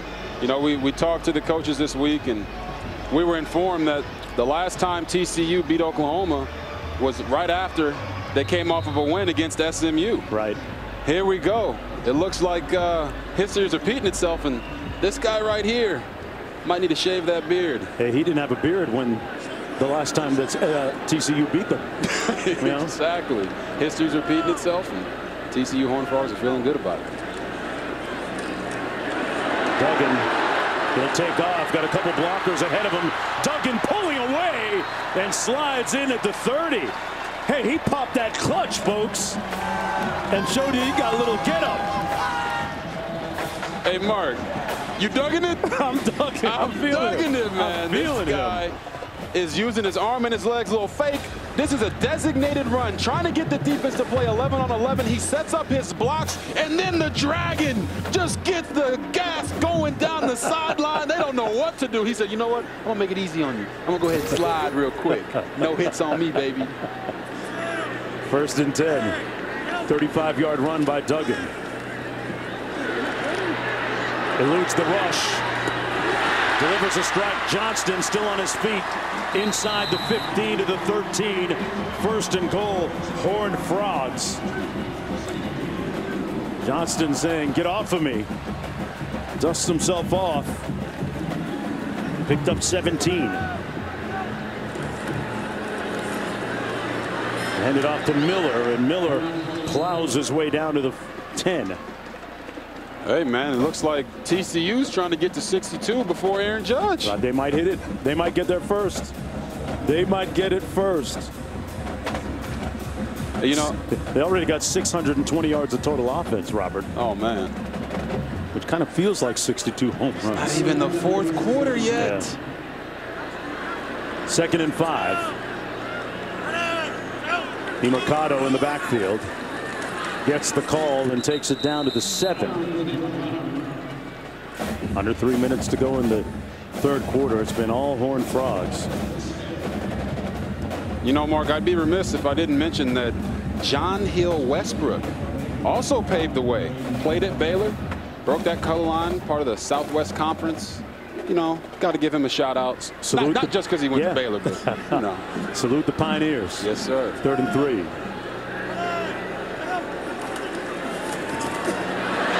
Big hole, big run down to the 2-yard line.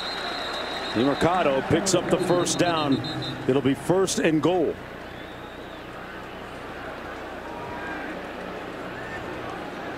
Harrington's helmet came off for Oklahoma.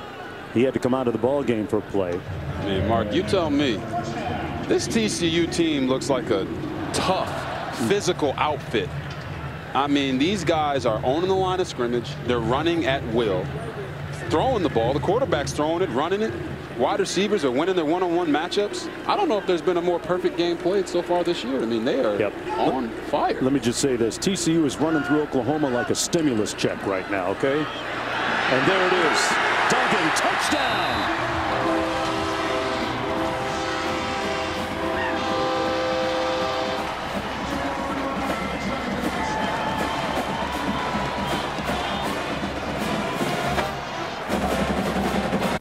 Last week we saw Adrian Martinez eviscerate that front of Oklahoma defensively.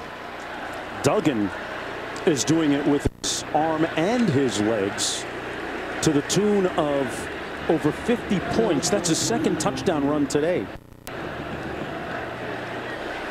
And I don't think there's any looking back. Regardless of the health of the other 2 quarterbacks at TCU, this has to be Duggan's team right now. Oh, yeah. Without question. Without a question. Mad Max is on a rampage right now. Okay, you don't want to be in his way. Not only is he processing the field and throwing the ball with confidence, he's also running the ball. That's their 5th rushing touchdown of the day. I mean, look at this guy. He's on fire. Just look at the color of his hair. Yeah, he is flaming right now. Hot. I guess if you're putting Adrian Martinez in the Hall of Fame after what he did to Oklahoma last week, where you got to put Max Duggan. He's in that special wing of the Hall of Fame. Oh, yeah. You know? He get a whole statue, right? Behind 3 velvet ropes, you know. 1:40 to go in the third quarter.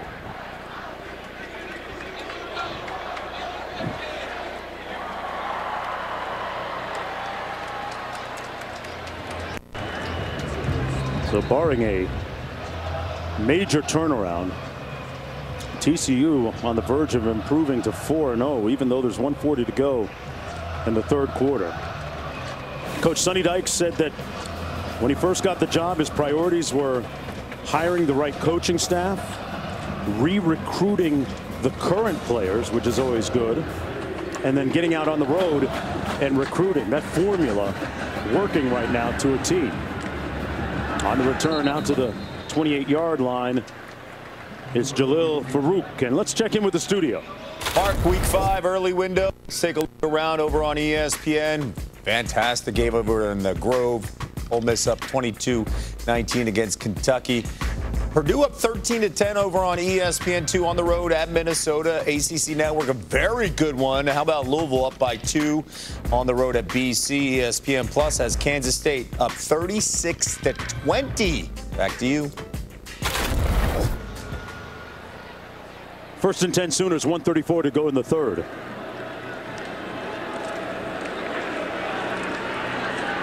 Going to keep it on the ground. This is Javonte Barnes.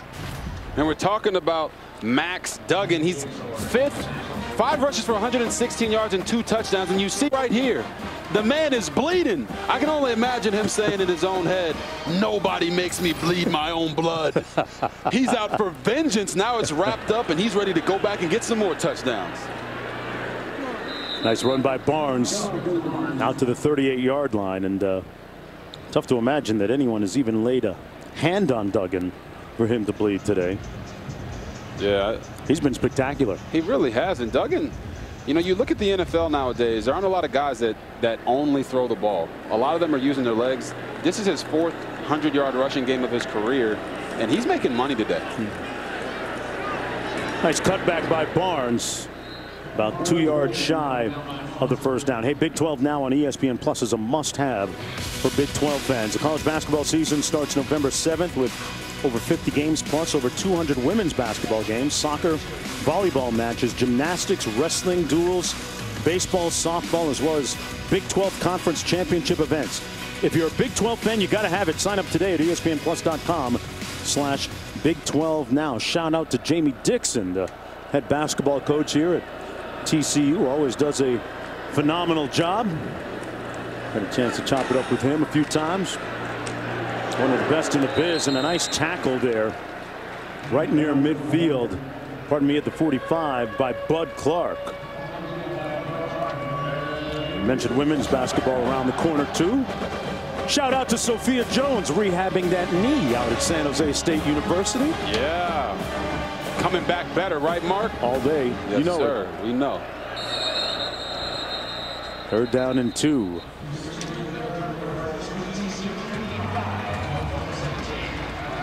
"15 minutes to go. TCU in control."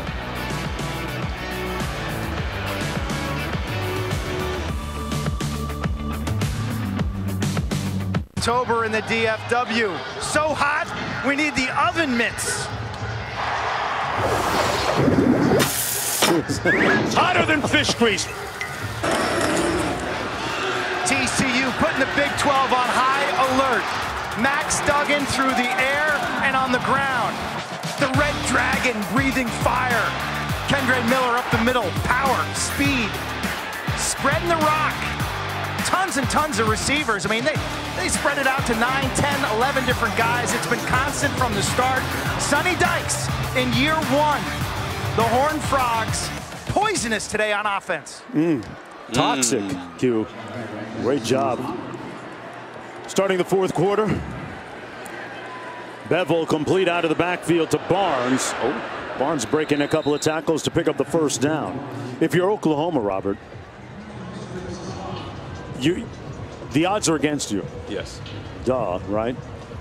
What does good football look like from here until the expiration of the clock? What does a win look like if you're Oklahoma, if you're just taking it from this point on? Yeah. Or is there? No, I mean, can you put lipstick on there's this? no more moral victories Okay. in football at all. But I think your point is exactly what Brent Venables was getting at halftime. We're going to find out who wants to play. Because in this moment right here, it's 55-17. You don't know. This game is, there's not a good chance that they're going to come back and win this football game. So what kind of effort do you put forth? How do you execute at the quarterback position? How hard are you running as a running back? These guys are going to have to show their coach that they can live up to the standard, and they need to finish strong. Nice catch by Willis, the tight end, slipped out to make the catch. This week's college football rankings brought to you by Chick-fil-A. Look at some of the big ones, and of course the huge one tonight on ABC at 7:30. NC State number 10, Clemson number 5. What else jumps off the page at you there, Robert? I'll ask you to get to it after this run by Walker. What do you think of action in the top 10? Yeah, I mean, the games that are going on right now, you talk about this one right here between Michigan and Iowa. Michigan's up in that game. Kentucky's down right now to Ole Miss, 22-19. But this game right here, the Big 12 championship game rematch. Hey now. Oklahoma State and Baylor. Tune in for that one. It's going to be fireworks. We're going to see who can challenge TCU. How about that? In the Big 12. So you definitely think they're a player, even though we're one game in for them, right? Oh, they're definitely a player. I mean, they're not just winning this game. They are completely dominating, right? Boomer Sooner, that's their rally cry, and they're getting the boom right now. First down and 10 for Oklahoma from the 27. Here's the jet sweep. Limited gain. Second down coming up. Yeah, I think what you're seeing from offensive coordinator Jeff Levy is he's not trying to put his quarterback in a bad situation. Yes, they know they're down big, but they're not going to drop back and throw the ball every down because that's not what they're built to do. They take it down to the 17-yard line. That's Walker. Well, our Week 4 Monday Night Football matchup, NFC West rivalry between the Rams 49ers, 8 Eastern, 5 Pacific on ESPN and ESPN Deportes, ESPN app. Peyton and Eli also back on ESPN2. And our coverage begins with Monday Night Countdown. Robert, you're going to be on the set doing your thing. I look forward to hearing your insights and comments on that game. Sooners pass caught. 1 yard line. What a play by Farouk. And it's first and goal. Bevel threw a laser that time. Yeah, he did. It's the same play that they ran that he missed Jaden Gibson #1 on when he threw the ball in so hard. And there's the touchdown by Barnes. Javonte Barnes, but there's a flag down. They got up and snapped it real quick. Looks like it's going to be a penalty on TCU. They're running guys on the field. There are 2 fouls on the play. Offside, number 13, defense lined up in a neutral zone. Illegal substitution, too many players on the field, defense. Both penalties will be declined. The result of the play is a touchdown.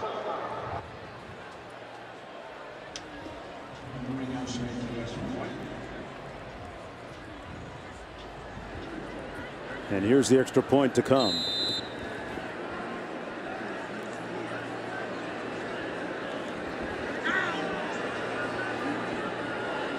That's Barnes' second touchdown today.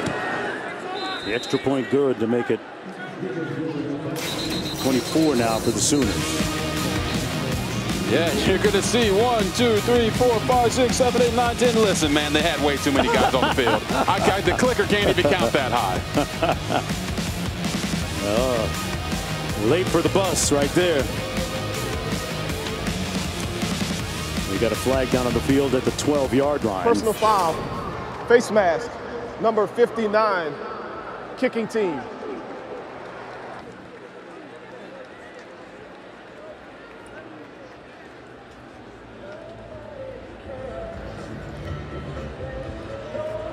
So it's 55-24 now.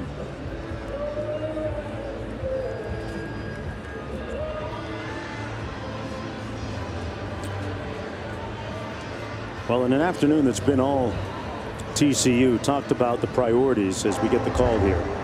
Personal foul, face mask, number 59, kicking team. The 15-yard penalty will be enforced on the kickoff. The try was successful.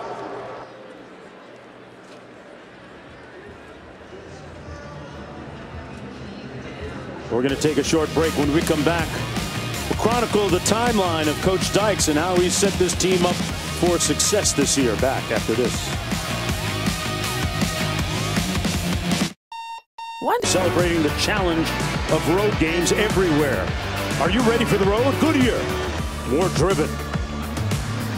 A lustrous sky spattering down on a benevolent field. And it's been all good for TCU, 55-24.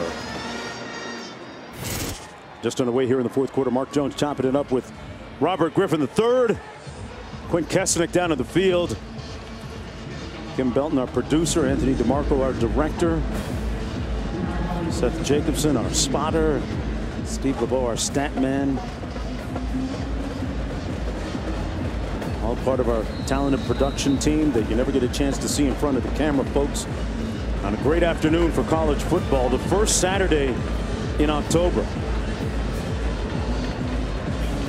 And some games of consequence tonight, of course, on ABC with Clemson taking on North Carolina State. From the 18, Davis. And Davis brought down at the 36, an 18-yard return. We're going to take a breather. Max Duggan going to be taking the field when we come back. Restructured Paul on ABC is presented by Arby's. Arby's, we have the meats. Well, the horned frog's actually a horned lizard or toad that became the school's mascot in 1887. A committee chose the animal over cactus. The horned frog is known for shooting blood from its eyes as a defense mechanism, Robert. Duck! I have not met. Hey, I'm from Florida, okay? I see a lot of strange insects that can bite and poison and kill you. I'm not messing with a horned frog either. And neither is Oklahoma today. Yeah. Hey, facts. Sam Jackson in at quarterback. First down and 10 in relief of Max Duggan. Jackson hands it off to Bailey. And, you know, I mentioned from the state of Florida. I live in Miami, been a resident for 30 years plus now.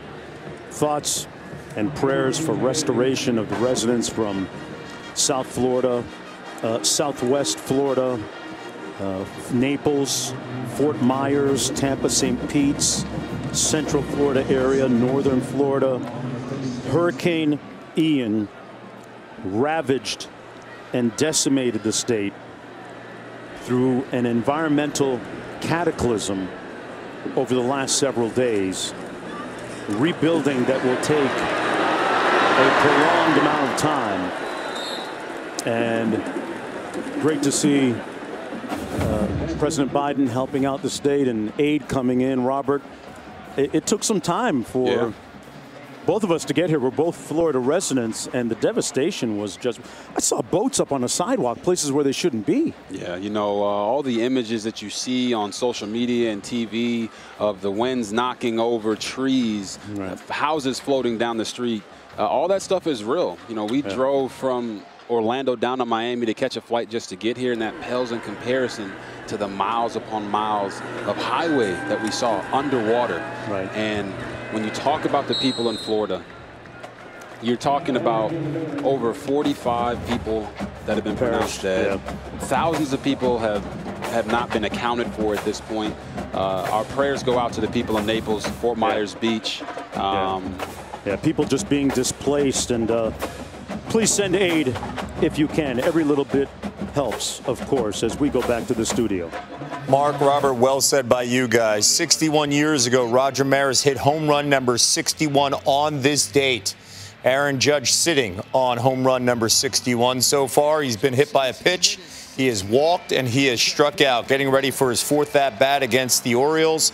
You're going to get it live as he's chasing history to become the first man to hit 62 home runs in the American League. Let's go out to Michael K. in the Bronx, part of the YES Network. 2 ribbies and 7 runs scored. And I guess, David, some will make the case, although Aaron Boone doesn't agree, that people have not given him anything to hit. But they have certainly pitched him carefully, as if it's the 7th game of the World Series every time they face him. Yeah, no, they're pitching him straight up and like an MVP. But notice that the Yankees scored 3 runs in the first, and Aaron Judge leading off got on base with a hit by pitch. So once again, kind of leading the charge as a leadoff hitter, whether he gets a hit or walks or gets on base by any means. Well, for those tuning in from around the country, welcome to the Yes Network as Aaron Judge takes another shot at number 62.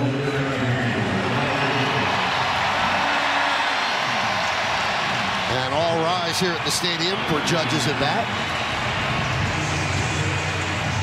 The Judge family.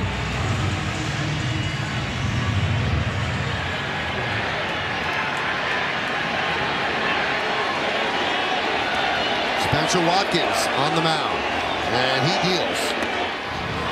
October 1st, we told you Maris hit his 61st. Also on October 1st, 90 years ago, Babe Ruth with his called shot in the World Series.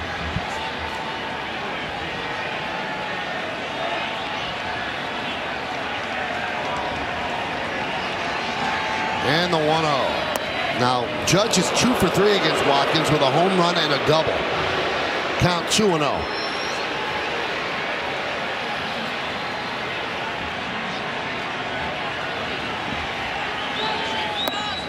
He's staying away, 3-0.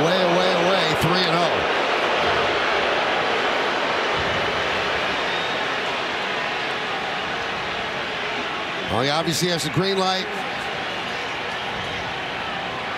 And the pitch. Foul back. 3-1.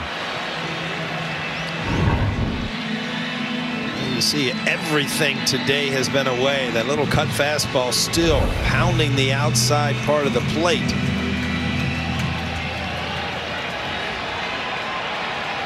Watkins sets. Deals the 3-1. He walked him.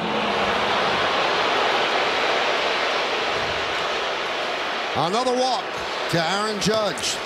That seems to be the theme, Michael. Yes, another walk for Aaron Judge in his 4th at bat. We will keep an eye on the situation in the Bronx. Let's go back to Mark. All right, I think Robert Griffin III was TCU correct, guys, takes their first charge time out of the in half. saying that TCU was going to get to 62 before Judge. It'll only take a touchdown from here with 7:54 to go. Appreciate that shout out, Mark. Hey. You already know, back after this. So we're going to stay right here with 7:54 to go. Talked about the devastation a moment ago all throughout the state of Florida because of Hurricane Ian, a historic event. Help people affected by Hurricane Ian. Donate at redcross.org/ESPN. That's redcross.org/ESPN to help the Red Cross prepare for, respond to, and help people recover from this disaster. You think about pro and college sports and how they can be a vehicle or a mechanism or distraction. How sports positively can distract us from hardship, how they can be entertainment. Did you see that jump ball? And when I go to Baltimore Ravens, I live in Maryland, so when I go to a Raven game, it's like one time a year. I know the unification of the city, and sports unifies cities and regions. It brings people together, and I think after what has hit South Florida and the Carolinas this week, sports are a real positive. Yeah, it can be a real panacea for people's problems and issues. 7:46 to go.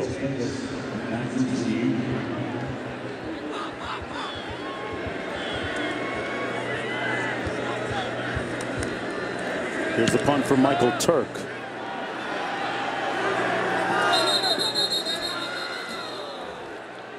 And they're going to spot this one way up by the 40-yard line, 41-yard line. Not a great punt by Turk.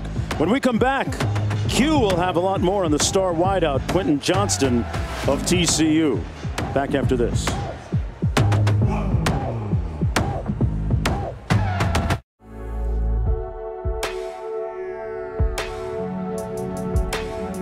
Luxury exemplified. Innovation. So let's take a look at Quentin Johnston's parents as we honor those who serve. Brought to you by Navy Federal Credit Union. Carl and Sherry, both retired Army. Carl served in Kuwait. Sherry served in Operation Desert Storm. Temple, Texas, the Big Q.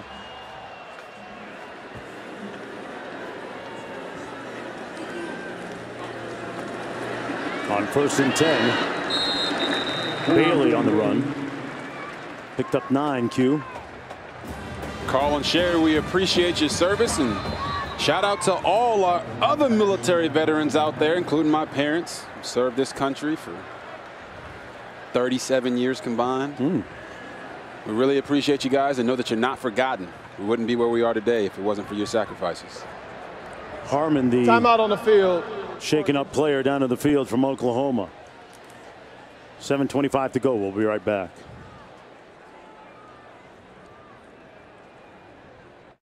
Welcome back.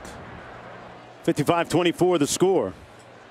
Quentin Johnston, star wide receiver, first-round prospect, a graphic designer as well. Look at these marvelous works of art incorporating football in his artistic impressions and talent. Look at that one right there. I'll tell you, my favorite is this next one coming up.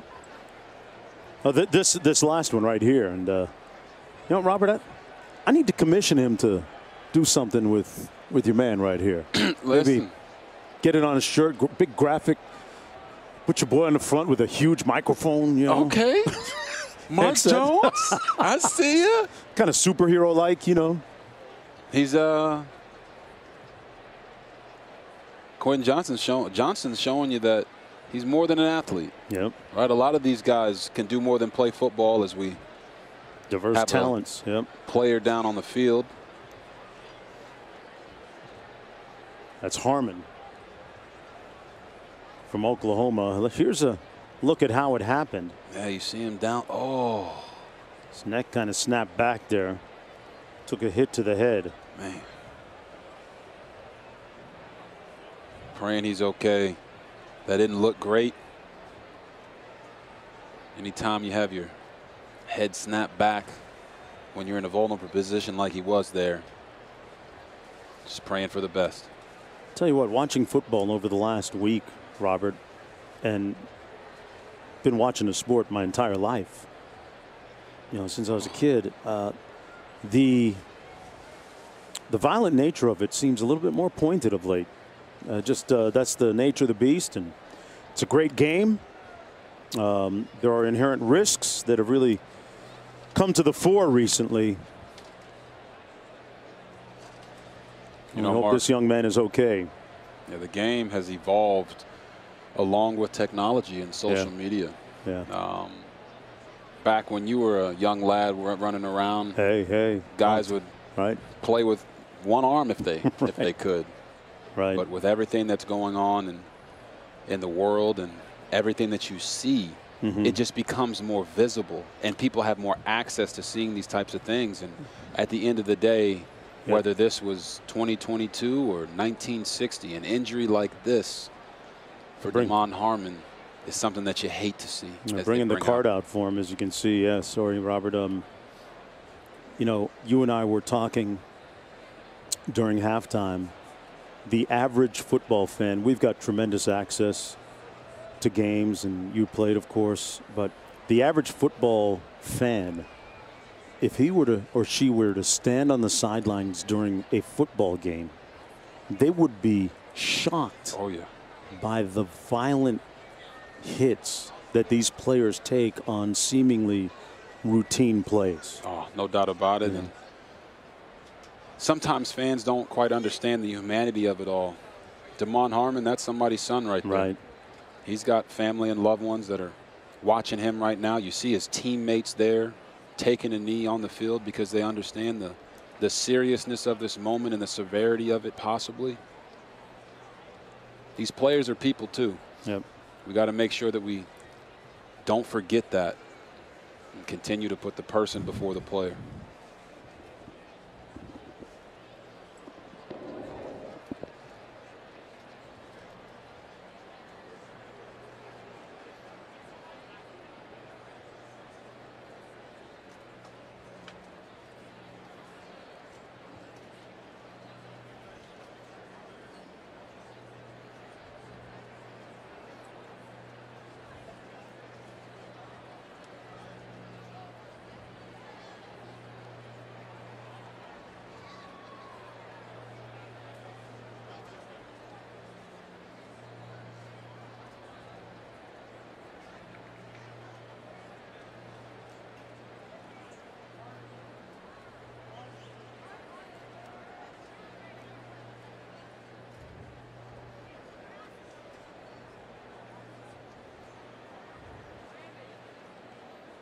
the game sometimes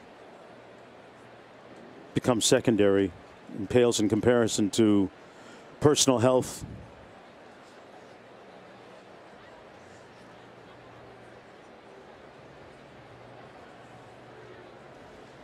You can see the concern etched on the countenance and faces of all the players and coaches from both teams. Yeah, our colleague down on the field, Quint Kesenick, put it so eloquently earlier when he was talking about Hurricane Ian and how sports can be a uniting factor. If you look on the field right now, you'll see everybody in the stadium is jointly in unison in support for Damon Harmon. It doesn't matter what color you're wearing, how long your hair is. Nope. In this moment, everybody is a Damon Harmon fan.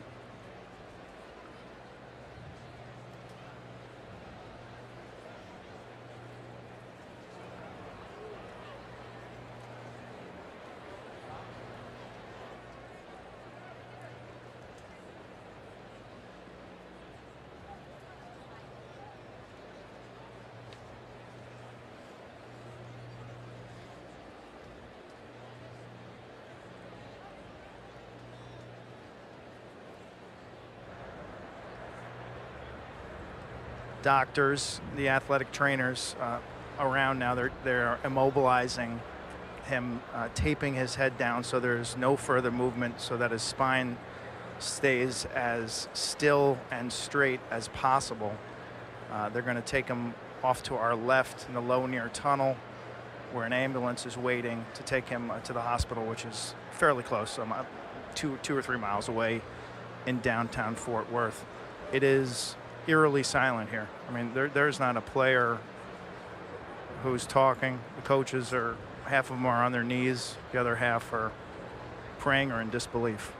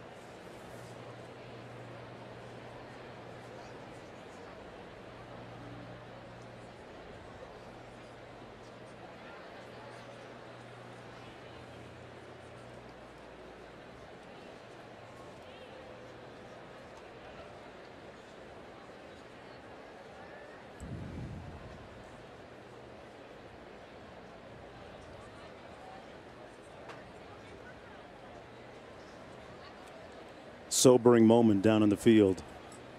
If you're just joining us, Damon Harmon, defensive back for the Oklahoma Sooners, injured on a play a few moments ago. Players from both teams kneeling in prayer.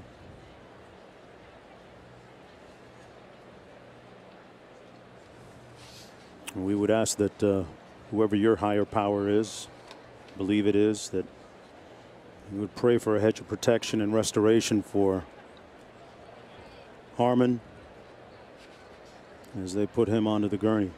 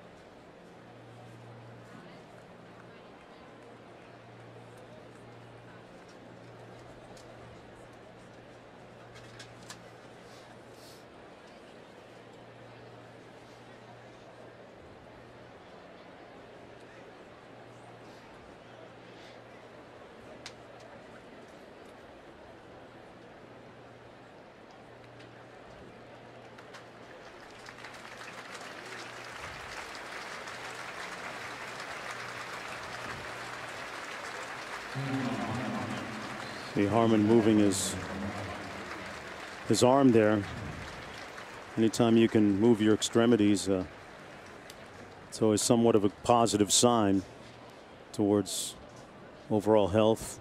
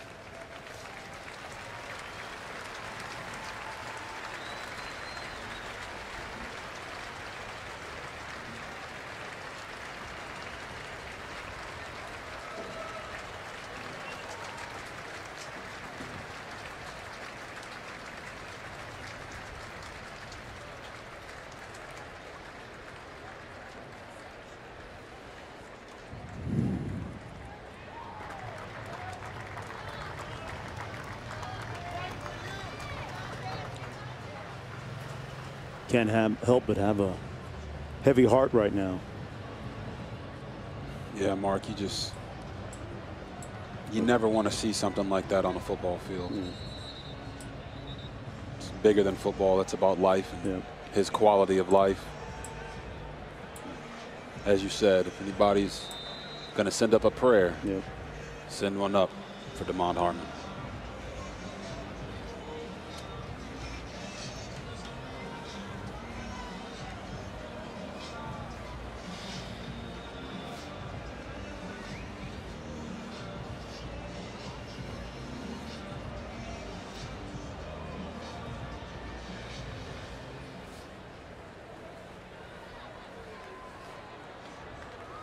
The time and score feeling extremely irrelevant right now.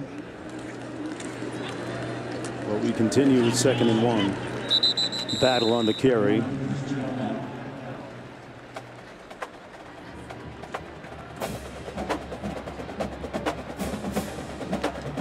TCU looking at improving to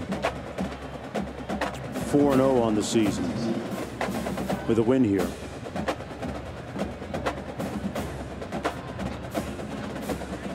they're going to take their time here, of course. Running plays, no urgency. Try to get out of here without any further injuries.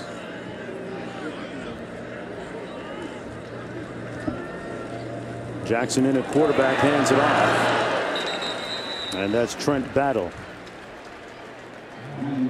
That's the second significant injury of the afternoon for Oklahoma. That was Harmon you saw carted off just a moment ago, and in the second quarter of the game, starting quarterback Dylan Gabriel took a shot while trying to slide at the end of a run and took a shot to the head. Mark, those two plays exemplify why we're trying to get the head out of the game with these head and neck injuries. Yeah, Battle on another run, and man, Robert, sometimes that's easier said than done. It is, you know, because of the nature of the sport. It's a great game, and it's just you charge it to the game sometimes. Well, man, that's hard.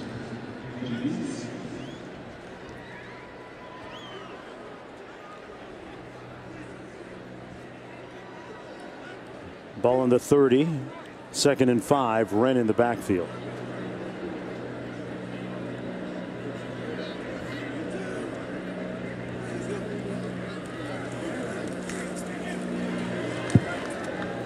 And Wren will be stopped up short of the first down. We'll be back in 8 seconds.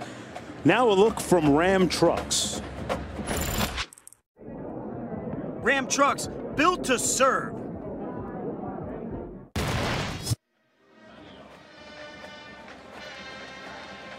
Four and a half minutes to go. And TCU can be very methodical now and just run the clock down. Pick up a first down here and pretty much run it out. There's the first down from Wren. Corey Wren, the Florida State transfer, who they're very excited about here at TCU. They pick up the first down, and Oklahoma with 3 timeouts remaining, but in light of some of the circumstances of late, not sure that Brent Venables will use them. Probably won't. I think after what we've seen on the field, I would advise him not to. If you're Oklahoma as a player, seeing a brother go down like that with the game out of reach, how are you resetting and being able to truly finish strong and take those timeouts at this point? Wren again. Hey, coming to this week on Sunday NFL Countdown, one-on-one with Jalen Hurts and Jerry Jones, and before Josh Allen faces Lamar Jackson, an inside look at how the dual-threat quarterback has changed the game, and man, has he ever changed the game. Your former teammate there. Yes, sir. Kick off your Sunday with NFL Countdown at 10 a.m. Eastern Time on ESPN. Man, Lamar is rocking out right now, Robert. And the price of the brick has gone up. Oh, it's gone up. Every day, yesterday's price ain't today's price, and he's doing it in a way that no one thought he could by throwing the ball from the pocket. It's been a beautiful thing to watch. Jackson kept it himself after faking the handoff. Under 3 minutes to go. And Josh Allen, man, it was interesting to watch that Dolphins defense stymie Josh Allen and the Bills last Sunday down in South Florida. Great performance by Miami. Yeah, a lot of people talked about the Bills and how many guys they had out, but the majority of their guys were out on defense. And it was the Bills defense that actually held that vaunted Dolphins offense to only 19 points.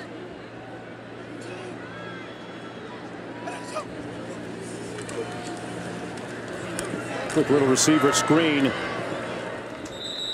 Going to be good for a couple of yards. Under 2 minutes to go. So this will effectively end the losing streak that TCU had against Oklahoma, which got up to 8 games in a row. Sonny Dykes talked about hiring the right coaching staff when he got the job, re-recruiting his current players, which he did successfully, especially one Quentin Johnston, and then go hit the road and recruit. He talked about driving a couple of hours to Temple, Texas, 2.5 hours to where the Johnstons live, and sitting down in mom and dad's living room and reselling the program to Johnston. Nice hit, and Jackson pushed out of bounds at about the 30-yard line. And of course, Quint, with a great report a moment ago, talked about his parents' military backgrounds. And Coach Dykes was really impressed after that home visit and said, hey, mom and dad were basically, you go coach him hard, coach. Give him all you got, and we're okay with everything that happens after that. They didn't ask for much. They just asked for their son to have a chance. Sonny Dykes didn't only go and see Quentin Johnston. He actually made about 12 stops on that trip to go see his own players, to let them know and share the vision for this program that he had for them, and meet their parents, because he talked about, as a coach, this is about being relational and building relationships with your players. And today, their goal was to show everybody that this is a new TCU. And I think this win over Oklahoma, a ranked opponent, certainly shows that. No doubt. Sooners going to hand it off as we approach a minute to go.